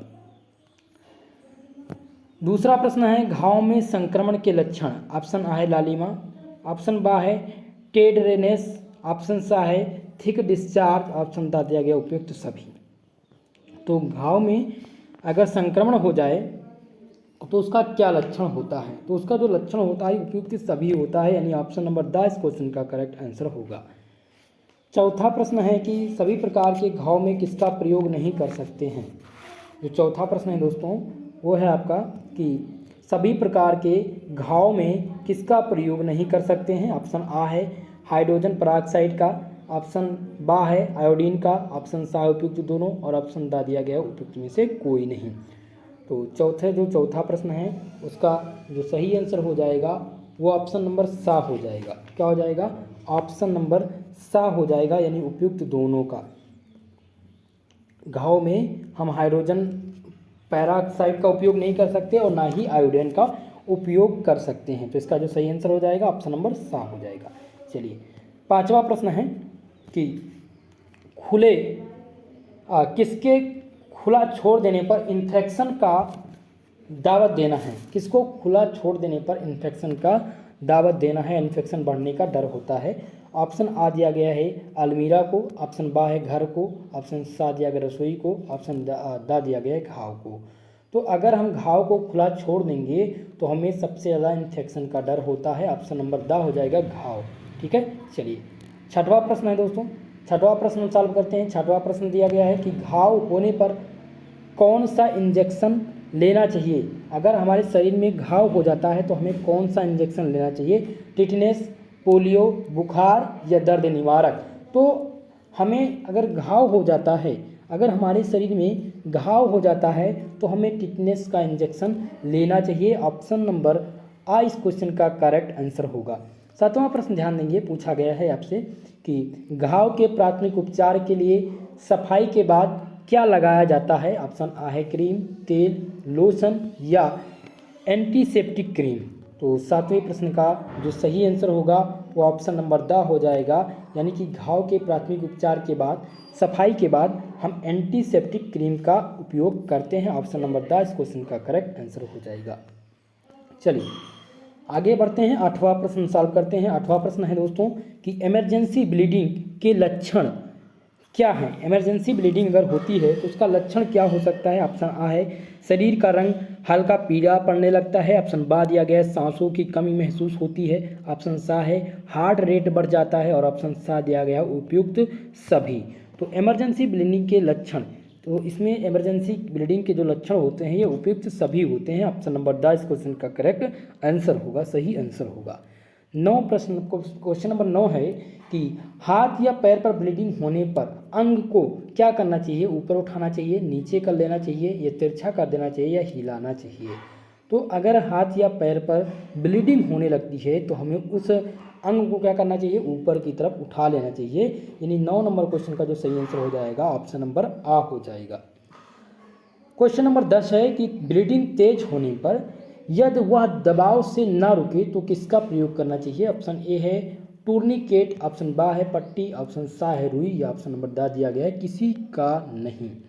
तो अगर ब्लीडिंग तेज हो जाए और वो दबाव से ना रुके तो हमें क्या करना चाहिए, हमें तो सबसे पहले पट्टी का उपयोग करना चाहिए। अगर पट्टी का उपयोग नहीं कर पाते हैं तो टूर्निकेट का उपयोग करना चाहिए। ऑप्शन नंबर आ इस क्वेश्चन का करेक्ट आंसर हो जाएगा, यानी कि इसका जो सही आंसर होगा वो ऑप्शन नंबर बा और ऑप्शन नंबर आ दोनों सही होगा। चलिए आगे बढ़ेंगे। अगला प्रश्न है 11 नंबर प्रश्न पूछा गया आपसे कि घर्षण में रक्तस्राव होता है। अगर घर्षण लग जाती है तो रक्तस्राव कैसा होता है। तो आप सभी लोग ने ये महसूस भी किया होगा, आप लोग कहीं रोड पर गिर जाते हैं जहाँ से रगड़ लग जाती है आपके शरीर में, तो क्या रक्त तेजी से निकलता है या धीमा निकलता है या न्यूनतम होता है या लगातार होता है। 11 नंबर प्रश्न। चलिए तो 11वें प्रश्न का जो सही आंसर हो जाएगा वो ऑप्शन नंबर सा हो जाएगा। ऑप्शन नंबर सा इस क्वेश्चन का सही आंसर होगा।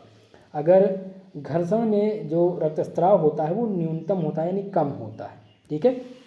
12 नंबर क्वेश्चन है कि दर्दनाक या पीड़ादायक घर्षण में किसका प्रयोग करते हैं। ऑप्शन ए है लिकोकेन का, या ऑप्शन बा दिया गया है बेंजोकेन का, या सा है उपयुक्त सभी, या ऑप्शन नंबर डा दिया गया है दोस्तों उपयुक्त कोई नहीं। तो दर्दनाक या पीड़ादायक घर्षण में किसका प्रयोग हम करते हैं। तो 12वें प्रश्न का जो सही आंसर हो जाएगा ऑप्शन नंबर सा हो जाएगा, यानी उपयुक्त दोनों का प्रयोग हम करते हैं। ठीक है। चलिए क्वेश्चन नंबर 13 पूछा गया है कि छाती का दर्द बढ़ जाता है हंसने पर, खांसने पर, छींकने पर, या उपयुक्त सभी। तो अगर सबसे ज़्यादा बढ़ने की बात करें कि छाती का दर्द कब बढ़ता है तो ये खांसने पर बढ़ता है। ठीक है। 13 नंबर क्वेश्चन का जो सही आंसर हो जाएगा वो ऑप्शन नंबर दा यहाँ पर होगा, क्योंकि यहाँ पर छाती का दर्द बढ़ना हंसने पर भी होता है। अगर हंसते हैं आप ज़्यादातर तो आप देखेंगे पेट में दर्द होने लगती है। सा है छींकने पर भी दर्द होने लगता है और खांसी आने पर भी होता है। लेकिन सबसे सर्वाधिक अगर बात किया जाए तो सबसे ज़्यादा दिक्कतें जो खांसी आने पर होती है। 14 नंबर क्वेश्चन है कि छाती की चोट में सम्मिलित है पसली का टूटना, घर्षण, फेफड़ों या दिल की क्षति, या उपयुक्त सभी। तो आपको बताना है कि छाती की चोट में क्या क्या चीज़ें सम्मिलित होती हैं। Question number 14। तो क्वेश्चन नंबर 14 का जो सही आंसर होगा वो ऑप्शन नंबर दा हो जाएगा, यानी उपयुक्त सभी। उपयुक्त सभी जो हैं ये छाती के चोट में सम्मिलित होते हैं। अब चलिए 15वां प्रश्न सॉल्व करते हैं। 15 नंबर क्वेश्चन है कि कुंद आघात में सबसे ज़्यादा क्षतिग्रस्त होती है। कुंद आघात में सबसे ज़्यादा क्षतिग्रस्त किसकी होती है, तिल्ली की, यकृत की, या बड़ी आंत, या छोटी आंत की। Question number 15। तो क्वेश्चन नंबर 15 का जो सही आंसर होगा दोस्तों वो हो जाएगा ऑप्शन नंबर आ, यानी कुंद आघात में सबसे ज़्यादा जो क्षतिग्रस्त होता है वो तिल्ली होता है। 16वां प्रश्न है कि सिर में चोट लगने का कारण है गिरना, दुर्घटना, लड़ाई झगड़ा, या उपयुक्त सभी। तो सिर में चोट लगने का ये सभी कारण हो सकता है। अगर आप लड़ाई झगड़ा करते हैं तब भी सिर में चोट लग सकती है। तो इसका जो सही आंसर होगा वो ऑप्शन नंबर दा होगा, उपयुक्त सभी। बहुत ही नॉर्मल प्रश्न दिए गए हैं। ठीक है। लेकिन इन सभी से परिचित होना आपको जरूरी है। ठीक है। चलिए 17 नंबर क्वेश्चन है दोस्तों कि पेट के अंदर की कुंद या मीमर्ज चोट किससे नुकसान पहुंचाती है। ऑप्शन आ है रीढ़ की हड्डी को, श्रोणियों को, दोनों को, या दोनों में से कोई नहीं। तो 17 नंबर क्वेश्चन, इसका जो सही आंसर है ऑप्शन नंबर सा हो जाएगा, दोनों को।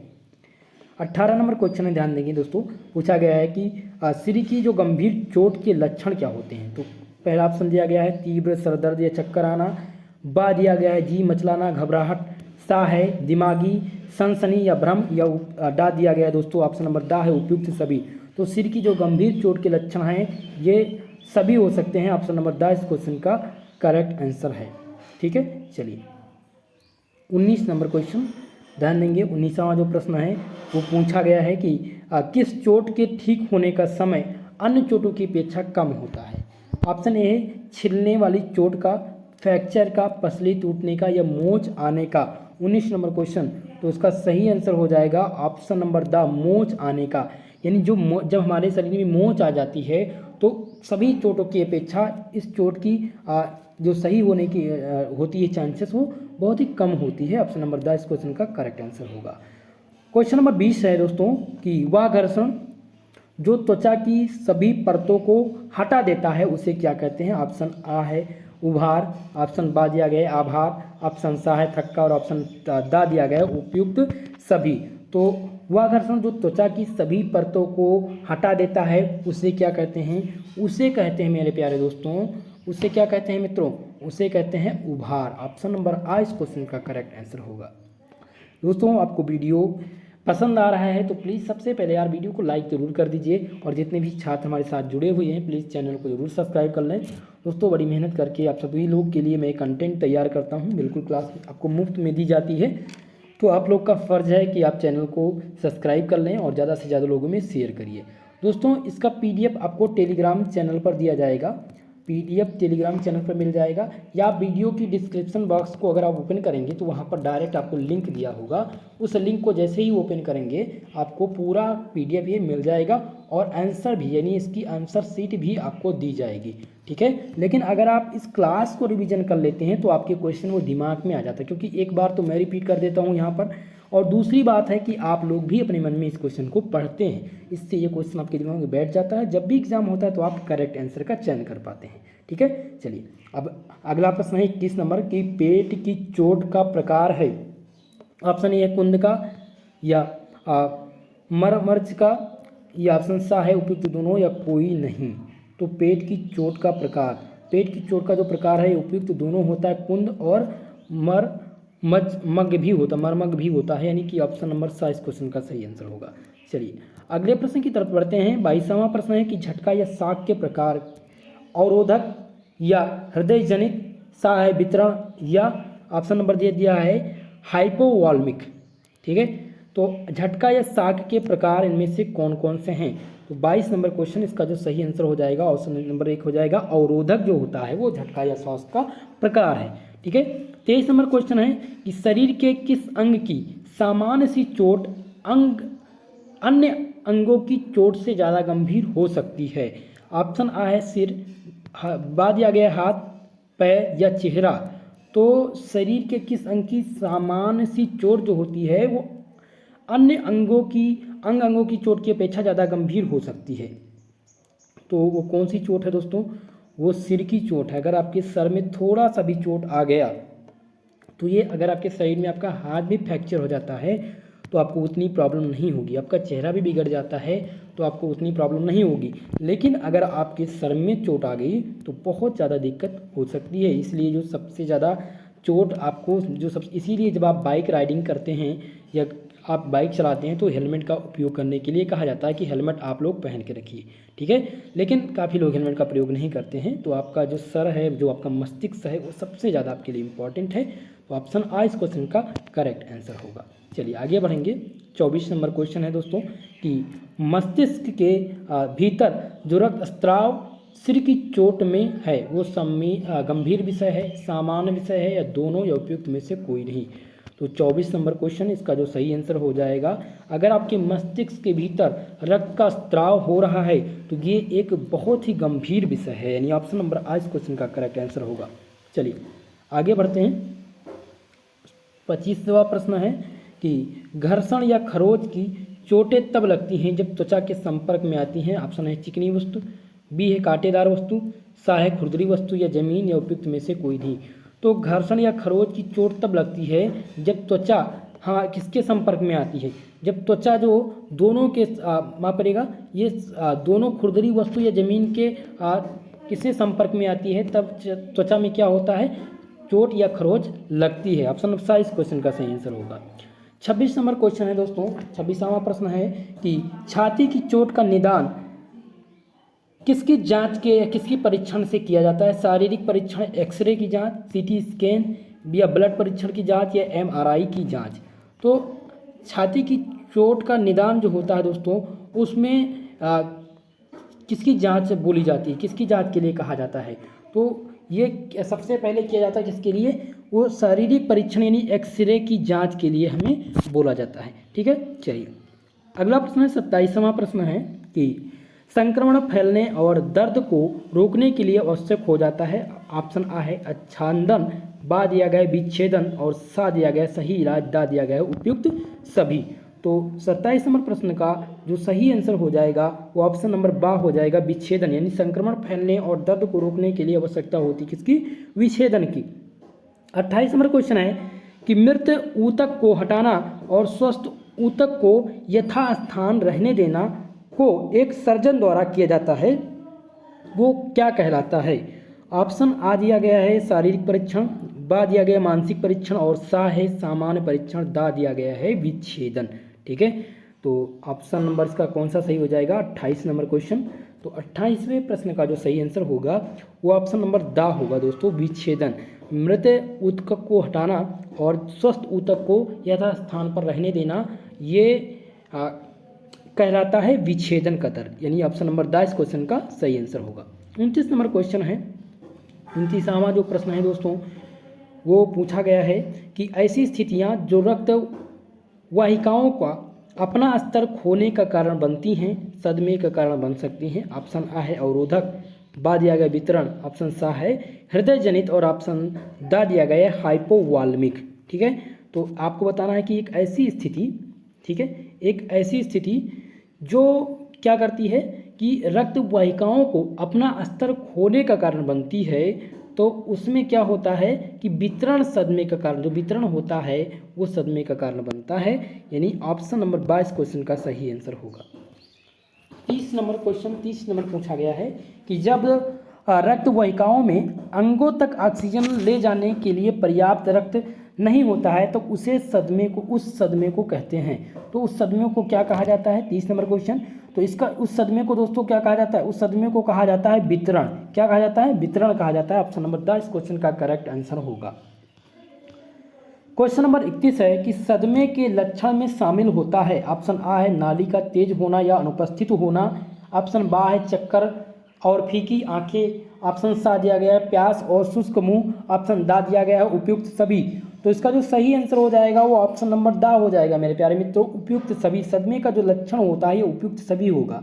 ठीक है, चलिए 32 नंबर प्रश्न है, सदमे के कारण में शामिल है गंभीर एलर्जी, अत्यधिक रक्त क्षति, रक्त संक्रमण। तो ऑप्शन दा दिया गया उपयुक्त सभी। तो इसका जो सही आंसर हो जाएगा वो उपयुक्त सभी हो जाएगा, यानी सदमे के कारणों में शामिल होता है ये उपयुक्त सभी शामिल होता है। अगर आपके रक्त में क्षति होती है, अत्यधिक रक्त की क्षति हो जाती है तब भी दिक्कत होता था, सदमे में आ सकते हैं, गंभीर एलर्जी में भी आ सकते हैं और रक्त संक्रमण में भी आ सकते हैं। चलिए क्वेश्चन नंबर 33 है कि कोई भी व्यक्ति कितने समय में या कितने समय बाद में कृत्रिम अंगों का प्रयोग करना प्रारंभ कर देता है, 1 माह, 2 माह, 3 माह या 4 माह। तो 33 नंबर क्वेश्चन का जो सही आंसर हो जाएगा वो ऑप्शन नंबर बा होगा, यानी कि 2 माह में कोई भी व्यक्ति कृत्रिम अंगों का प्रयोग करना प्रारंभ कर देता है। चलिए आगे बढ़ेंगे और अगले प्रश्न को सॉल्व करते हैं। क्वेश्चन नंबर 34 पूछा गया है कि त्वचीय घाव होते हैं, जो त्वचीय घाव होते हैं वो छोटे होते हैं, न्यूनतम स्त्राव वाले होते हैं, रक्त स्त्राव के होते हैं, या विच्छेदन के साथ होते हैं, या उपयुक्त सभी होते हैं। तो क्वेश्चन नंबर 34 का जो सही जवाब होगा वो ऑप्शन नंबर द होगा, यानी कि त्वचीय घाव होते हैं वो उपयुक्त सभी होते हैं। 35 नंबर क्वेश्चन है कि कस चोट का लक्षण क्या होता है। कस चोट का जो लक्षण होता है वो क्या होता है। ऑप्शन आ है क्षत ग्रस्त ऊतक, बा दिया गया है घाव में दर्द व जलन महसूस करना, ऑप्शन सा है त्वचा के परतों का नुकसान और ऑप्शन दा दिया गया उपयुक्त सभी। तो 35 नंबर क्वेश्चन इसका जो सही आंसर है वो ऑप्शन नंबर दा हो जाएगा, उपयुक्त सभी हो जाएगा। कस चोट का जो लक्षण होता है वो उपयुक्त सभी होता है।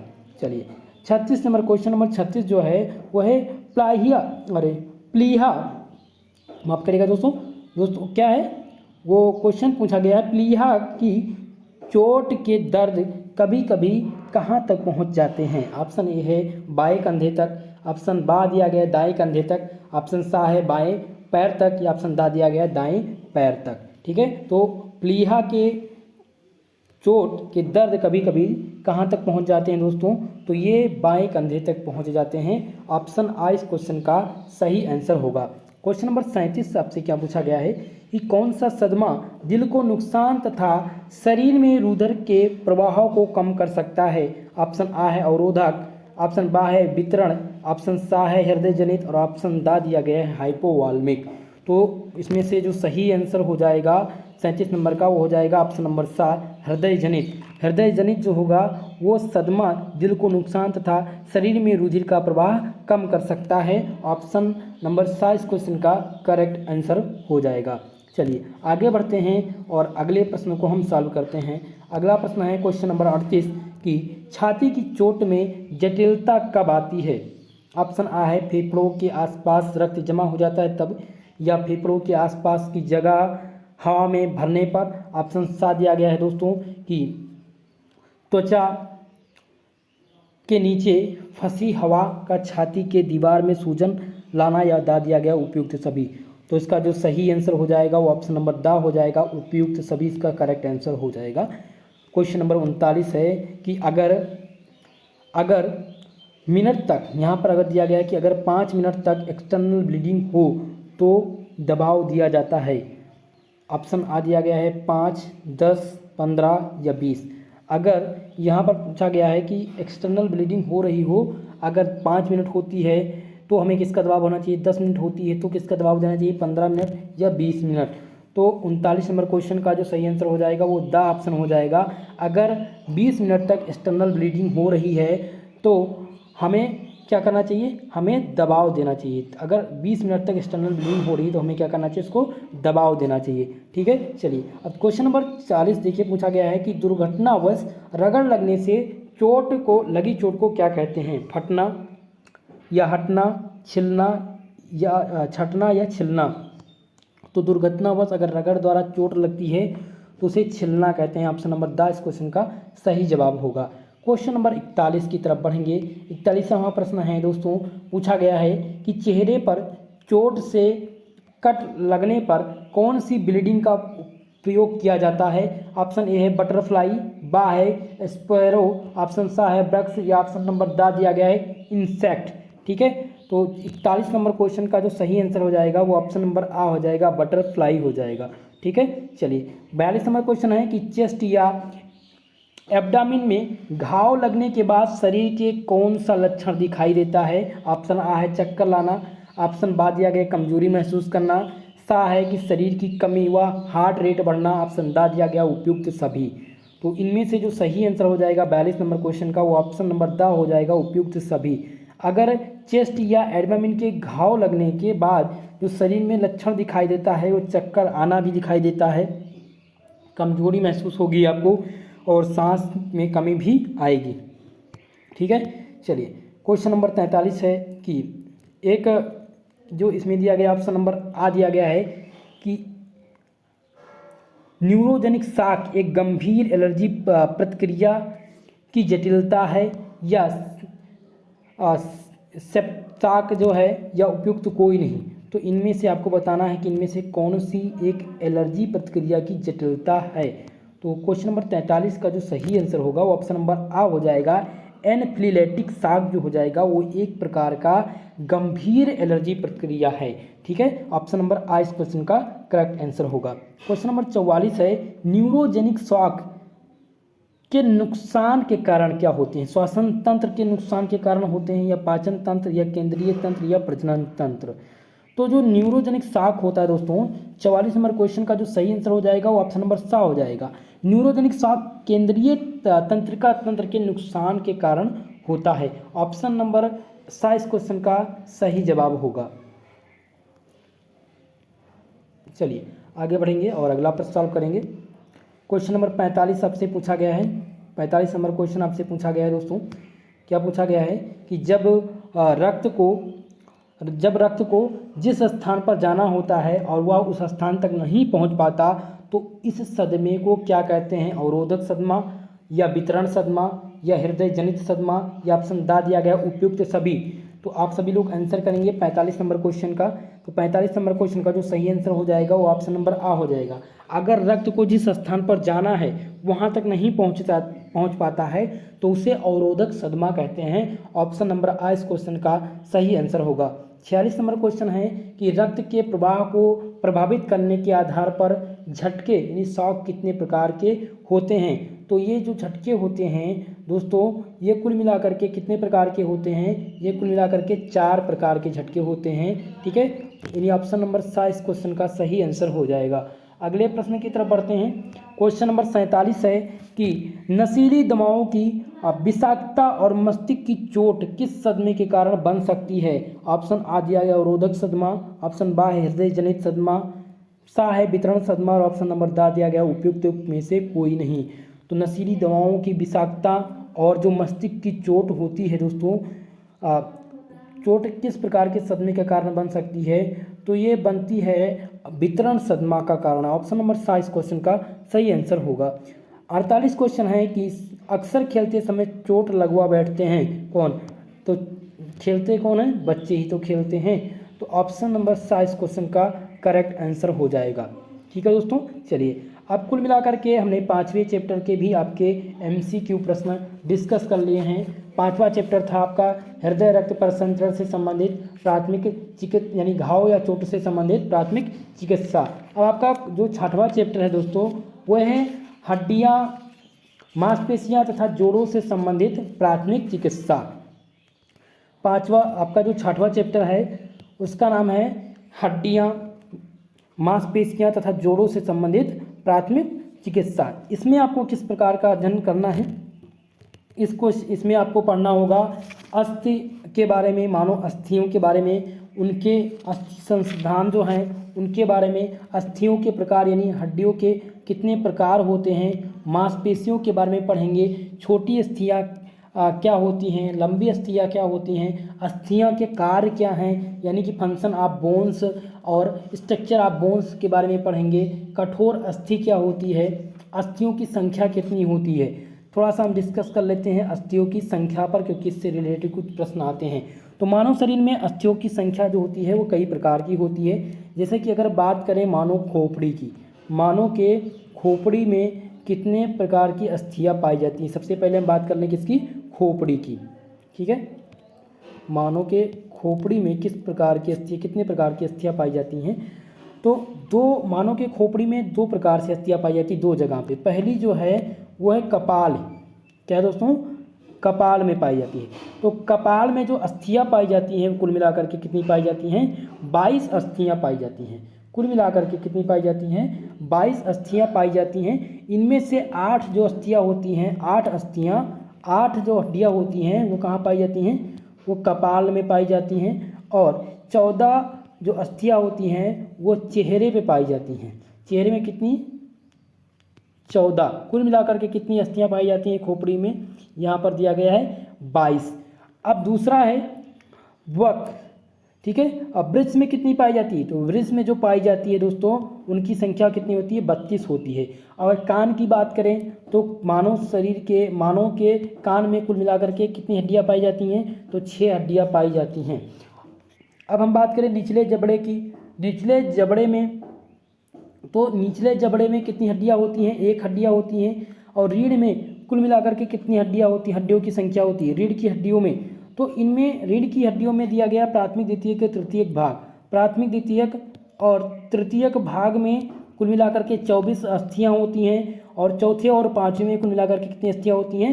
2 अस्थियाँ होती हैं। कुल मिलाकर के मानव के रीढ़ में जो होती हैं वो कितनी पाई जाती हैं? 26 अस्थियाँ पाई जाती हैं। अगर टांग की बात करें तो टांग में कितनी पाई जाती हैं? टांगों में कुल मिलाकर के जो है लगभग 62 अस्थियाँ पाई जाती हैं। अगर हाथ की बात करें तो हाथ में मानव के हाथ में 64 अस्थियाँ पाई जाती हैं। कितनी अस्थियाँ? 64 अस्थियाँ। तो कुल मिलाकर के अगर हम ऐड करें तो खोपड़ी में कितनी अस्थियाँ होती हैं? खोपड़ी में 22 अस्थियाँ। उसके बाद में हम बात करेंगे वृक्क में, तो आपके वृक्क में जो पाई जाती है दोस्तों वो 32 हड्डियाँ वृक्क में पाई जाती है। कान में कितनी हड्डियाँ पाई जाती है? 6 हड्डियाँ। और निचले जबड़े में हड्डियों की संख्या कितनी होती है? 1 होती है। साथ ही साथ अगर रीढ़ की बात करें तो रीढ़ में कुल मिलाकर के 26 हड्डियाँ पाई जाती हैं। और मानव के टांग में जो पाई जाती हैं हड्डियाँ वो कितनी पाई जाती हैं? वो 62 पाई जाती हैं। और हाथों में हड्डियों की संख्या कितनी होती है? 64 होती हैं। तो कुल मिलाकर के अगर ऐड किया जाए तो 206 हड्डियाँ मानव शरीर में पाई जाती हैं। ठीक है, चलिए मुझे लगता है आप लोग इतने जानकारी से सहमत हुए होंगे। दोस्तों वीडियो को लाइक कर दीजिए और जो भी हमारे साथ जुड़ चुके हैं चैनल को ज़रूर सब्सक्राइब कर लीजिएगा। चलिए अब आगे बढ़ते हैं और प्रश्नों को सॉल्व करते हैं। चलिए अब कुछ महत्वपूर्ण प्रश्न को सॉल्व करते हैं आपके 6वें चैप्टर से।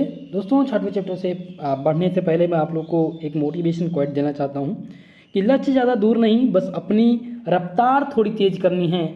आज एक खामोशी से पढ़कर कल अपनी सफलता की कहानी खुद लिखनी है। दोस्तों आप सभी लोग अपने लक्ष्य पर ध्यान दीजिएगा। जो भी छात्र हमारे साथ जुड़े हुए हैं उनसे मेरा निवेदन है कि आप लोग अगर अपनी लाइफ में कुछ करना चाहते हैं तो आप अपना एक लक्ष्य, अपना एक गोल निर्धारित कर लीजिएगा और उस गोल की तरफ ही चलिएगा।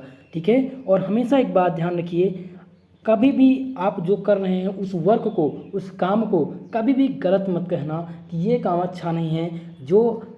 काफ़ी बच्चे ऐसे हैं जो स्टडी करते हैं और उनको सफलता नहीं मिलती है तो ये कहते हैं ये बेकार है, इसमें भर्ती नहीं मिलेगी, इसमें सफलता नहीं मिलती। ऐसा नहीं है मेरे प्यारे दोस्त, आपको सफलता मिलेगी। ठीक है, जैसे कि आप जानते हैं कि अगर किसी भी चीज़ को बार बार आप रिपीट करते रहेंगे तो आपको निश्चित तौर पर सफलता मिलेगी।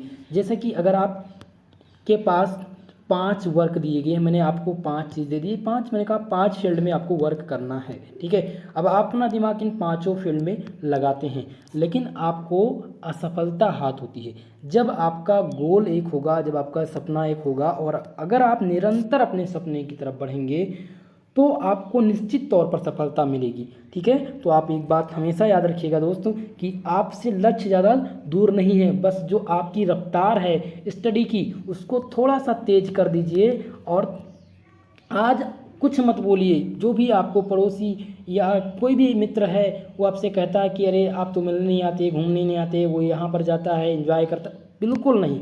आपको आज क्या करना है, अपने एग्ज़ाम टाइम में खामोशी से पढ़ना है। लेकिन जब आपका रिजल्ट आएगा उस दिन आप अपनी सफलता की कहानी दूसरों से सुनेंगे। ठीक है, तो आप ध्यान रखिएगा इस बात को। चलिए इसी प्रकार के मोटिवेशन मैं क्वेट देता रहूँगा आप लोग को ताकि आप लोग को भी एनर्जी मिलती रहे। चलिए क्वेश्चन नंबर 2 ध्यान देंगे। पूछा गया है कि मनुष्य के अस्थियों की संख्या होती है।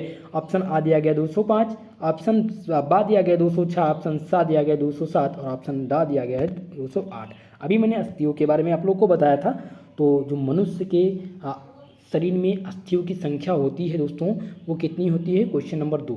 तो इसका जो सही आंसर रह जाएगा ऑप्शन नंबर बा हो जाएगा। 206 हड्डियाँ पाई जाती हैं। चलिए क्वेश्चन नंबर 3 है कि कंकाल तंत्र निर्माण करता है। जो कंकाल तंत्र होता है वो निर्माण करता है शरीर के स्वरूप का, बा है आकृति का, सा ऑप्शन दिया गया शरीर के ढांचे का और ऑप्शन नंबर दा दिया गया सभी का। चलिए आंसर करेंगे 3 नंबर क्वेश्चन। तो इसका जो सही आंसर हो जाएगा ऑप्शन नंबर दा हो जाएगा। यानी कंकाल तंत्र होता है जो वो शरीर के स्वरूप का भी निर्माण करता है, आकृति का निर्माण भी करता है, शरीर के ढांचे का भी निर्माण करता है। तो इस प्रकार से सही आंसर क्या हो जाएगा? ऑप्शन नंबर दा हो जाएगा। क्वेश्चन नंबर 4 पूछा गया है कि बाल और नाखून किस तंत्र का रूप है। ऑप्शन आ है कंकाल तंत्र, ऑप्शन बा दिया गया है अस्थि तंत्र, ऑप्शन सा है उपस्थिति तंत्र, ऑप्शन नंबर दा दिया गया मांसपेशीय तंत्र। तो जो बाल और नाखून हैं वो किस तंत्र का रूप हैं? तो बाल और नाखून जो आते हैं वो कंकाल तंत्र के अंतर्गत आते हैं। ऑप्शन नंबर आ इस क्वेश्चन का करेक्ट आंसर होगा। 5वां प्रश्न है कि मानव शरीर में एक से अधिक अस्थियों के जोड़ को संधि कहते हैं या 2 से अधिक अस्थियों को संधि कहते हैं या 4 से अधिक अस्थियां अगर आपस में जुड़ती हैं तो उन्हें संधि कहते हैं। तो पाँचवें क्वेश्चन का आंसर करेंगे। तो पाँचवें क्वेश्चन का जो सही आंसर हो जाएगा ऑप्शन नंबर द हो जाएगा। जब मानव शरीर में दो हड्डियों का जोड़ जो होता है हो जाता है तो उसे क्या कहते हैं, संधि कहते हैं। तो आप सभी को पता है जब दो लोग आपस में जुड़ेंगे तो उसे एक संधि के रूप में ही जुड़ते हैं। तो ऑप्शन नंबर 22 क्वेश्चन का करेक्ट आंसर होगा। ठीक है, चलिए अगला प्रश्न ध्यान देंगे। अगला प्रश्न है क्वेश्चन नंबर 6 दिया गया है कि यहाँ पर डाटा दिया गया है कि क्या ओसीन से नमक प्रोटीन के अस्थि के मैट्रिक का निर्माण होता है। नमक प्रोटीन के अग्नि के मैट्रिक का निर्माण होता है किसके द्वारा, ओसिन से या माइसिन से या क्रोसिन से या उपयुक्त सभी से। चलिए सभी लोग जल्दी से आंसर करिए क्वेश्चन नंबर 6। तो क्वेश्चन नंबर 6 का जो सही आंसर हो जाएगा ऑप्शन नंबर द हो जाएगा। ठीक है, यानी कि ओसिन से, माइसिन और क्रोसिन इन तीनों से मिलकर के नमक प्रोटीन में अस्थि के मैट्रिक का निर्माण होता है। ठीक है, चलिए आगे बढ़ेंगे, अगले प्रश्न को सॉल्व करते हैं। क्वेश्चन नंबर 7 पूछा गया, अस्थि तथा उपास्थि शरीर के अंगों की सुरक्षा देने का कार्य करती है, आश्रय देने का कार्य करती है, या गति नियमन में सहायक होती है, या उपयुक्त सभी। तो इसका जो सही आंसर होगा उपयुक्त सभी होगा। अस्थि तथा उपास्थि जो होती है वो शरीर के अंगों को सुरक्षा देने का कार्य तो करती ही करती है, साथ ही साथ में शरीर के सुरक्षा देती है, शरीर को आश्रय देने का कार्य करती है और गति में नियमन में भी सहायक होती है। इसलिए इसका जो सही आंसर हो जाएगा ऑप्शन नंबर द हो जाएगा। चलिए आगे बढ़ेंगे, अगले प्रश्न को तरफ बढ़ेंगे। 8वां जो प्रश्न है दोस्तों वो दिया गया है, कान में मुक्तर अस्थि पाई जाती है, या निहाई, या रकाब, या उपयुक्त सभी। तो क्वेश्चन नंबर 8 दिया गया है दोस्तों। क्वेश्चन नंबर 8 का जो करेक्ट आंसर है वो ऑप्शन नंबर द होगा, उपयुक्त सभी इसका करेक्ट आंसर हो जाएगा। क्वेश्चन नंबर 9 दिया गया है कि कान के रंध्र छेद किन अस्थियों में होते हैं। ऑप्शन आ दिया गया है शंखा अस्थियों में, या लटास्थि अस्थियों में, या अनुकपाल अस्थियों में, या दिया गया है शंखास्थ स्थिति में। तो जो इसका सही आंसर हो जाएगा क्वेश्चन नंबर 9। क्वेश्चन नंबर 9 का जो सही आंसर हो जाएगा वो ऑप्शन नंबर आ हो जाएगा, कान के रंध्र छेद किन अस्थियों में होते हैं। तो ये शंखा स्थितियों में कान के क्षेत्र के शंखा अस्थियों में पाई जाती है। कान के जो रंध्र होते हैं वो कहाँ पाए जाते हैं, वो शंखा स्थितियों में पाए जाते हैं। ऑप्शन नंबर आ इस क्वेश्चन का सही जवाब होगा। क्वेश्चन नंबर 10 पूछा गया आपसे, जहाँ शक्ति की आवश्यकता अधिक होती है वहाँ पाई जाती है। ऑप्शन आ है चपटी अस्थियाँ पाई जाती हैं, घनाकार अस्थियाँ पाई जाती हैं, या वृक्काकार अस्थियाँ, या विषम अस्थियाँ। तो जहाँ शक्ति की आवश्यकता होती है वहाँ पर क्या पाई जाती हैं दोस्तों, तो वहाँ पर पाई जाती हैं, वहाँ पर घनाकार अस्थियाँ पाई जाती हैं। ऑप्शन नंबर 22 क्वेश्चन का सही आंसर होगा। क्वेश्चन नंबर 11 है कि अस्थिमज्जा में रुधिर कणिकाओं का निर्माण होता है। तो अस्थिमज्जा क्वेश्चन नंबर 11, तो इसको क्वेश्चन नंबर 11 का जो सही आंसर हो जाएगा ऑप्शन नंबर सा हो जाएगा, उपयुक्त दोनों। अस्थिमज्जा में लाल और श्वेत रुधिर कणिकाओं का निर्माण होता है, इसलिए ऑप्शन सा इस क्वेश्चन का सही आंसर हो जाएगा। क्वेश्चन नंबर 12 है, मनुष्य की खोपड़ी में अस्थियों की कुल संख्या कितनी होती है। 12 नंबर प्रश्न, ऑप्शन ए दिया गया 10, ऑप्शन सा दिया गया है 20, और ऑप्शन नंबर सा है 22, ऑप्शन दा दिया गया है 24। तो मनुष्य की खोपड़ी में जो अस्थियों की संख्या होती है दोस्तों वो 22 होती है। ठीक है, इसीलिए जो इसका सही आंसर हो जाएगा वो ऑप्शन नंबर सा हो जाएगा।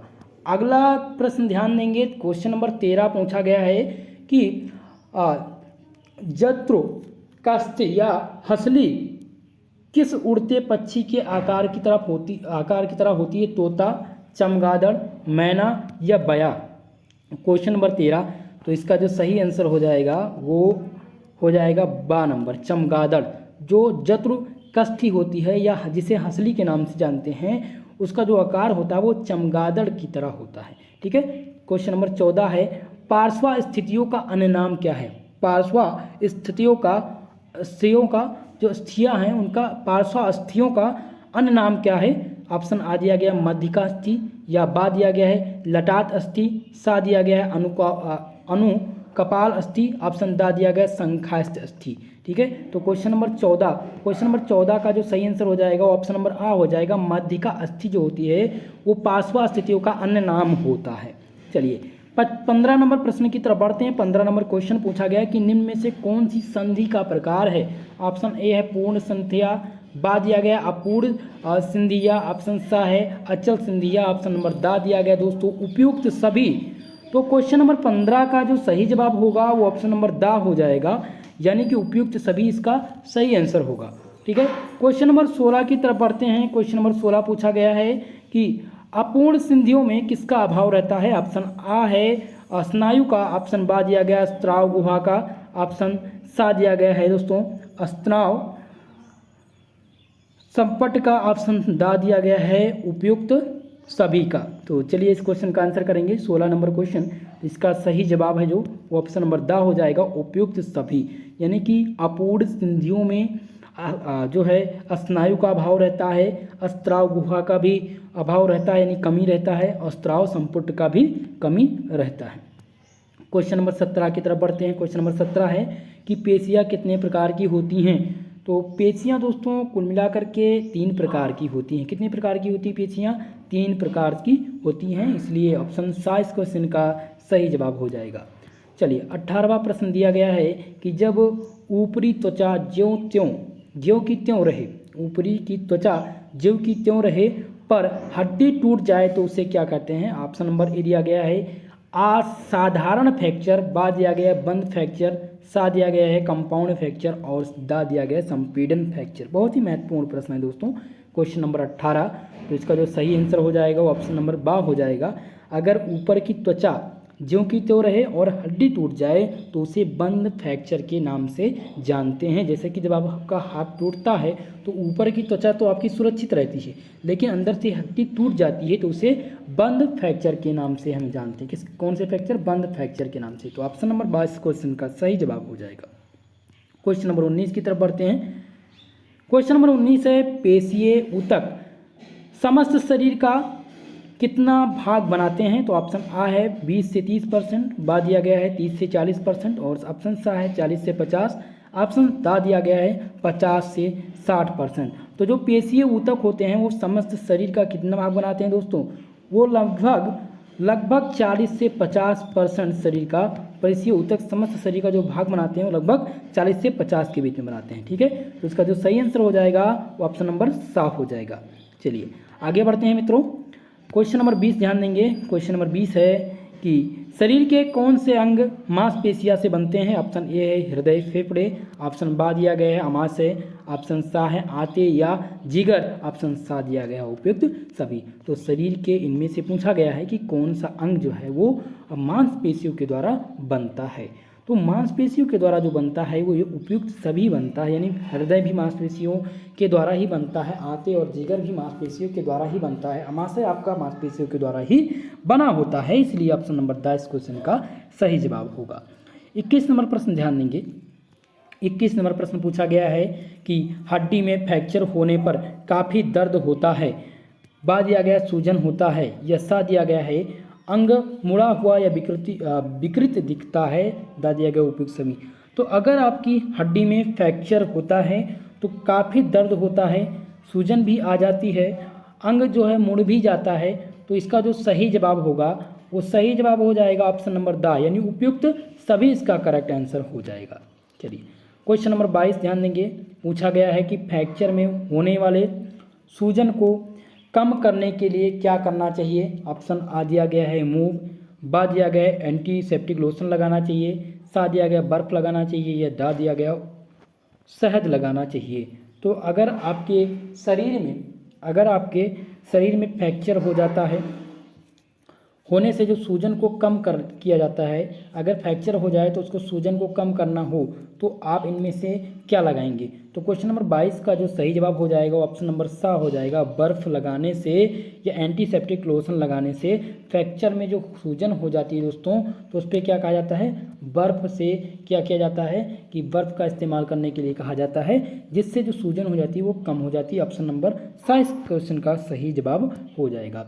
क्वेश्चन नंबर 23 है दोस्तों कि प्रभावित हड्डी का जोड़ के पास से जो ऊतक के क्षति पहुंचाने पर डॉक्टर क्या करते हैं, प्लास्टर लगाते हैं, सर्जरी कर देते हैं, या पट्टी बांधना, या कुछ भी नहीं। ठीक है, प्रभावित हड्डी का जोड़ के पास के ऊतक जो होते हैं अगर उनको क्षति पहुंच जाती है तो डॉक्टर क्या करते हैं? तो डॉक्टर क्या करते हैं दोस्तों?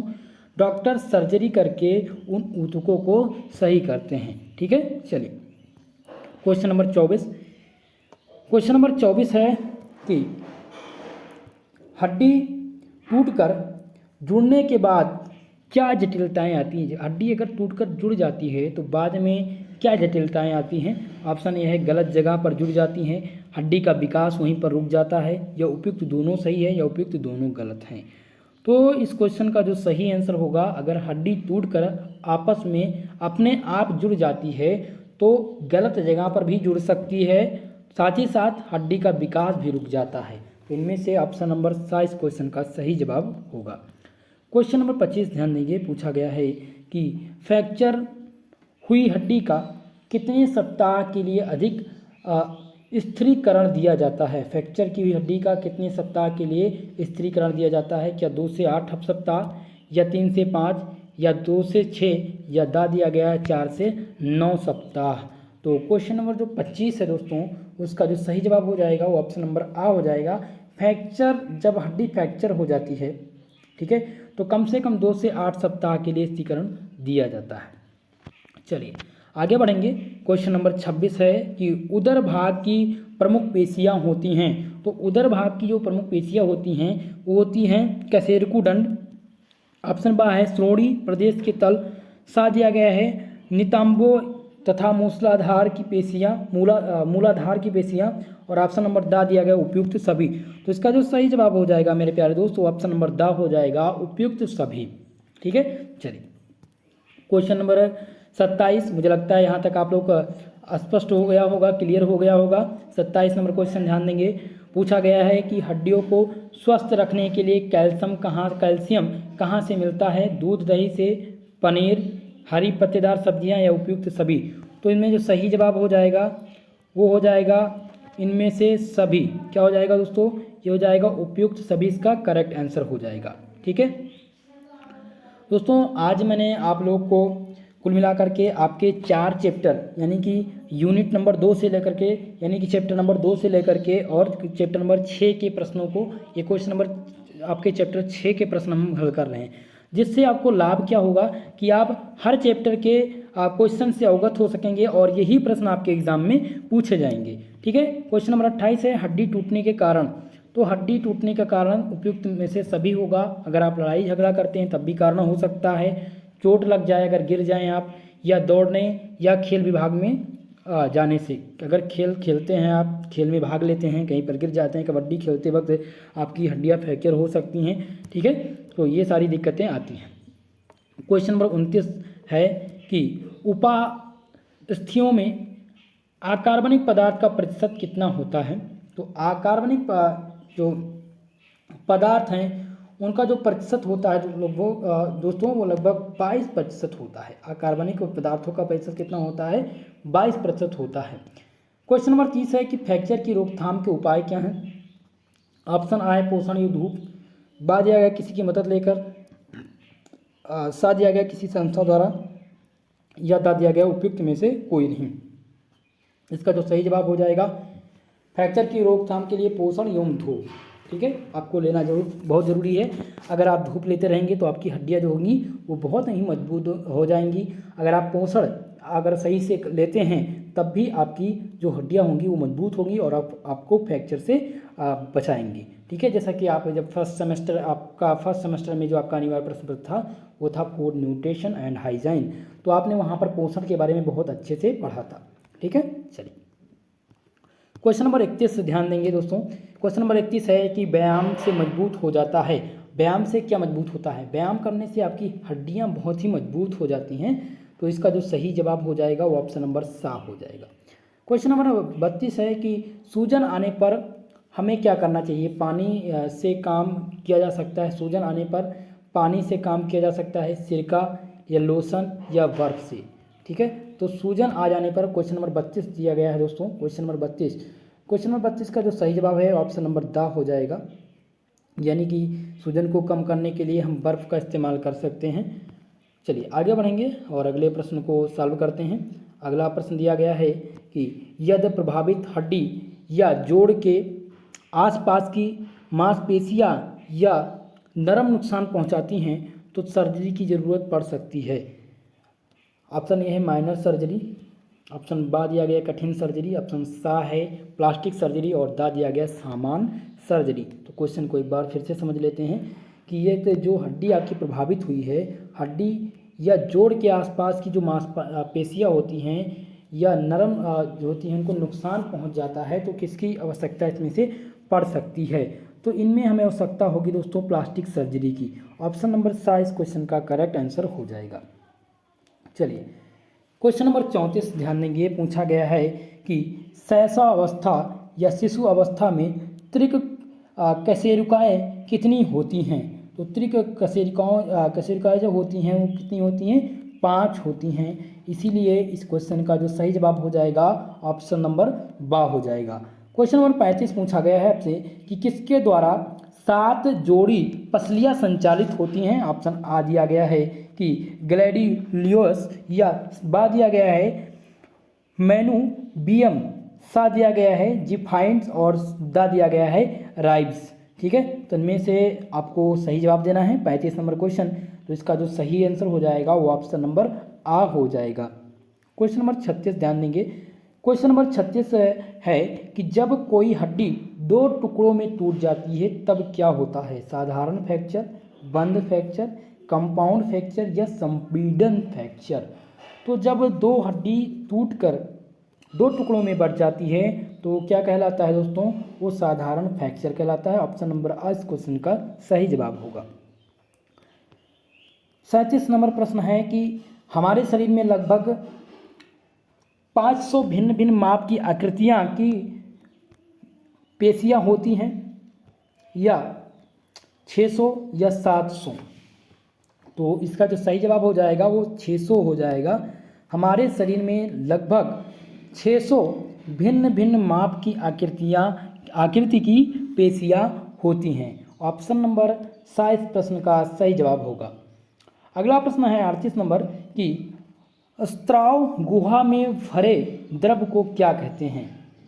ऑप्शन आ है पतला द्रव, बा दिया गया है गाढ़ा द्रव, सा है स्त्राव द्रव, या दिया गया है उपयुक्त सभी। तो 38 नंबर क्वेश्चन, इसका जो 38वां प्रश्न है इसका जो सही जवाब हो जाएगा वो ऑप्शन सा हो जाएगा, स्त्राव द्रव हो जाएगा। ठीक है, चलिए क्वेश्चन नंबर 39 ध्यान देंगे। पूछा गया है कि सिंधियाँ कितने प्रकार की होती हैं। बहुत ही महत्वपूर्ण प्रश्न है दोस्तों 39 नंबर क्वेश्चन। तो सिंधियाँ का जो प्रकार होता है दोस्तों वो 3 प्रकार की सिंधियाँ पाई जाती हैं। कितने प्रकार की होती हैं, 3 प्रकार की होती हैं। जो इसका सही जवाब हो जाएगा वो ऑप्शन नंबर बा हो जाएगा। चलिए आगे बढ़ेंगे अगले प्रश्न की तरफ। अगला प्रश्न है क्वेश्चन नंबर 40 है, अस्थियों के जोड़ने से शरीर बनता है। अस्थियों के जोड़ने से शरीर का आकार बन जाता है, माप, आकृति या ढांचा। क्वेश्चन नंबर 40, तो जब अस्थियां आपस में जुड़ जाती हैं तो शरीर का क्या होता है, ढांचा बन जाता है। ऑप्शन नंबर द इस क्वेश्चन का करेक्ट आंसर होगा। क्वेश्चन नंबर 41 है दोस्तों। क्वेश्चन नंबर 41 दिया गया है कि मांसपेशियों द्वारा ही शरीर में आती है सुंदरता, सुडौलता, ताकत या कमजोरी। तो मांसपेशियों द्वारा शरीर में क्या आती है दोस्तों, क्वेश्चन नंबर 41। तो इसका जो सही आंसर हो जाएगा बा आंसर हो जाएगा, मांसपेशियों द्वारा शरीर में सुडौलता आती है। आगे बढ़ेंगे। 42वां प्रश्न है, अंगघात या लकवा उदाहरण है किसका। अशक्ति का, बा दिया गया अनैच्छिक का, अनैच्छिक संकुचन का, सा दिया गया है ऐच्छिक संकुचन, दा दिया गया उपयुक्त में से कोई नहीं। तो आघात या लकवा किसका उदाहरण है। तो आघात या लकवा जो है वो आसक्ति का उदाहरण है। ऑप्शन नंबर आ इस प्रश्न का सही जवाब होगा। क्वेश्चन नंबर 43 है कि बाल्यावस्था में मेरुदंड में कितनी कशेरुकाएँ होती हैं। ऑप्शन आ है 33, बा दिया गया 36, ऑप्शन सा है 39 और ऑप्शन नंबर दा दिया गया है 31। तो बाल्यावस्था में जो मेरुदंड में कशेरुकाओं की संख्या होती है वो कितनी होती है, उनकी जो संख्या होती है दोस्तों वो 33 होती है। ऑप्शन नंबर आ इस प्रश्न का सही जवाब होगा। क्वेश्चन नंबर 44 है। क्वेश्चन नंबर 44 दिया गया है, असफकल का अन्य नाम क्या होता है। ऑप्शन आ दिया गया है असम मेखला, या बा दिया गया है अस्कंद अस्थि, या ऑप्शन सा है उपयुक्त दोनों, या दा दिया गया हो उनमें से कोई नहीं। तो 44वें प्रश्न का जो सही आंसर हो जाएगा वो ऑप्शन नंबर सा हो जाएगा। आगे बढ़ेंगे। 45 प्रश्न नंबर दिया गया है कि अस्थियों के खोखले भाग में पाए जाने वाले द्रव को क्या कहते हैं। अस्थि का जो खोखला भाग होता है उसमें जो द्रव पाए जाते हैं उनको क्या कहा जाता है। क्या उन्हें गुहा कहा जाता है, या अस्थि मज्जा कहा जाता है, या रुधिर कहा जाता है, या इन्हें कुछ भी नहीं कहा जाता है। क्वेश्चन नंबर 45 का जो सही जवाब हो जाएगा मेरे प्यारे दोस्त वो ऑप्शन नंबर बा कहा जाएगा, यानी अस्थि मज्जा। जो अस्थि का खोखला भाग होता है, जो उनमें द्रव पाए जाते हैं उनको अस्थि मज्जा के नाम से जानते हैं, यानी ऑप्शन नंबर 22 प्रश्न का सही जवाब होगा। क्वेश्चन नंबर 46 है दोस्तों कि किसी अस्थि के छिद्रों से होकर जो घ्राण तंत्रिकाएं मस्तिष्क को दी जाती हैं उनको क्या कहा जाता है। ऑप्शन ए है जत्रु कस्थ, या दिया गया लटास्थ, या सा है मध्यास्थ, या झरझरास्थ। तो इसे क्या कहा जाता है, झरझरास्थ कहा जाता है। तो 46 नंबर क्वेश्चन इसका जो सही आंसर हो जाएगा ऑप्शन नंबर दिया हो जाएगा, झरझरास्थ से कहा जाता है। किसी अस्थि के छिद्रों से होकर जो घ्राण तंत्रिकाएं मस्तिष्क को जाती हैं उन्हें क्या कहा जाता है, झरझरास्थ कहा जाता है। ऑप्शन नंबर 10 प्रश्न का सही जवाब होगा। क्वेश्चन नंबर 47 है दोस्तों, क्वेश्चन नंबर 47 है कि इनमें से दिया गया है कि कैल्शियम का विनिमय अधिक कठिन हो जाता है किसके दौरान। किसके दौरान कैल्शियम के विनिमय अधिक कठिन हो जाते हैं। ऑप्शन नंबर आ दिया गया है कि रजो निवृत्ति के दौरान, या ऑप्शन बा है शारीरिक गतिविधि के दौरान, ऑप्शन सा है मानसिक गतिविधि के दौरान, या ऑप्शन नंबर दा दिया गया उपयुक्त में से कोई नहीं। तो इस क्वेश्चन का जो सही जवाब हो जाएगा वो हो जाएगा रजो निवृत्ति के दौरान कैल्शियम का विनिमय अधिक कठिन हो जाता है। इस प्रकार से ऑप्शन नंबर आ इस प्रश्न का सही जवाब हो जाएगा। क्वेश्चन नंबर 48 है और इस चैप्टर का लास्ट क्वेश्चन है कि हड्डी टूटने की जटिलताएं हैं। गलत जगह में जुड़ना, या हड्डी का विकास रुक जाना, या हड्डी में अस्थिमज्जा में संक्रमण, या उपयुक्त सभी। तो इनमें से जो सही जवाब होगा दोस्तों वो उपयुक्त सभी हो जाएगा, ठीक है। क्योंकि हड्डी टूटने में जो जटिलताएं आती हैं, अगर हड्डी टूट जाती है और गलत जगह में जुड़ जाती है तब भी जटिलता होगी, दिक्कतें आएंगी। हड्डी के विकास भी रुक जाते हैं, हड्डी के जो अस्थिमज्जा होते हैं उनमें संक्रमण फैल जाता है तब भी आपको दिक्कत का सामना करना पड़ता है। तो कुल मिलाकर के आज हमने लगभग हर चैप्टर से 50 क्वेश्चन डिस्कस किए हैं, ठीक है। तो आज के इन महत्वपूर्ण प्रश्नों की श्रृंखला यहीं पर समाप्त होगी। दोस्तों आप सभी का बहुत बहुत धन्यवाद हमारे साथ जुड़ने के लिए और वीडियो को पूरा देखने के लिए। आप लोग से सबने निवेदन है मेरा कि आप लोग हमारे चैनल को ज़्यादा से ज़्यादा लोगों में शेयर करिए और इस वीडियो को लाइक ज़रूर कर दीजिएगा। जो भी हमारे साथ पहली बार जुड़ रहे हैं भाई बंधु वो चैनल को ज़रूर सब्सक्राइब कर लीजिएंगे दोस्तों, क्योंकि इसी प्रकार की क्लास आप लोग को रेगुलर मिलती रहेगी और आप सबके लिए मैं निरंतर प्रयास करूँगा कि आप लोग का एग्ज़ाम अच्छा हो सके। और जल्द ही आपको अब कुल मिलाकर के आपके इस चैप्टर में लगभग अभी 5 से 7 चैप्टर हैं। इन अगर संख्या चैप्टर की बात किया जाए तो उसमें इस बार चैप्टरों की संख्या ज़्यादा दी गई थी। कुल मिलाकर के इनमें आपके 15 चैप्टर दिए गए हैं, जिनमें से भी हम लोगों ने केवल 6 चैप्टर के ही MCQ प्रश्नों को डिस्कस किया है। तो अगली क्लास में लगभग हम 8 चैप्टर के प्रश्नों को सॉल्व करेंगे, जिससे आप लोग के एग्ज़ाम में ज़्यादा मदद मिलेगी कल की क्लास में, ठीक है। और लास्ट जो आपकी क्लास होगी वो आपके मॉडल पेपर पे होगी।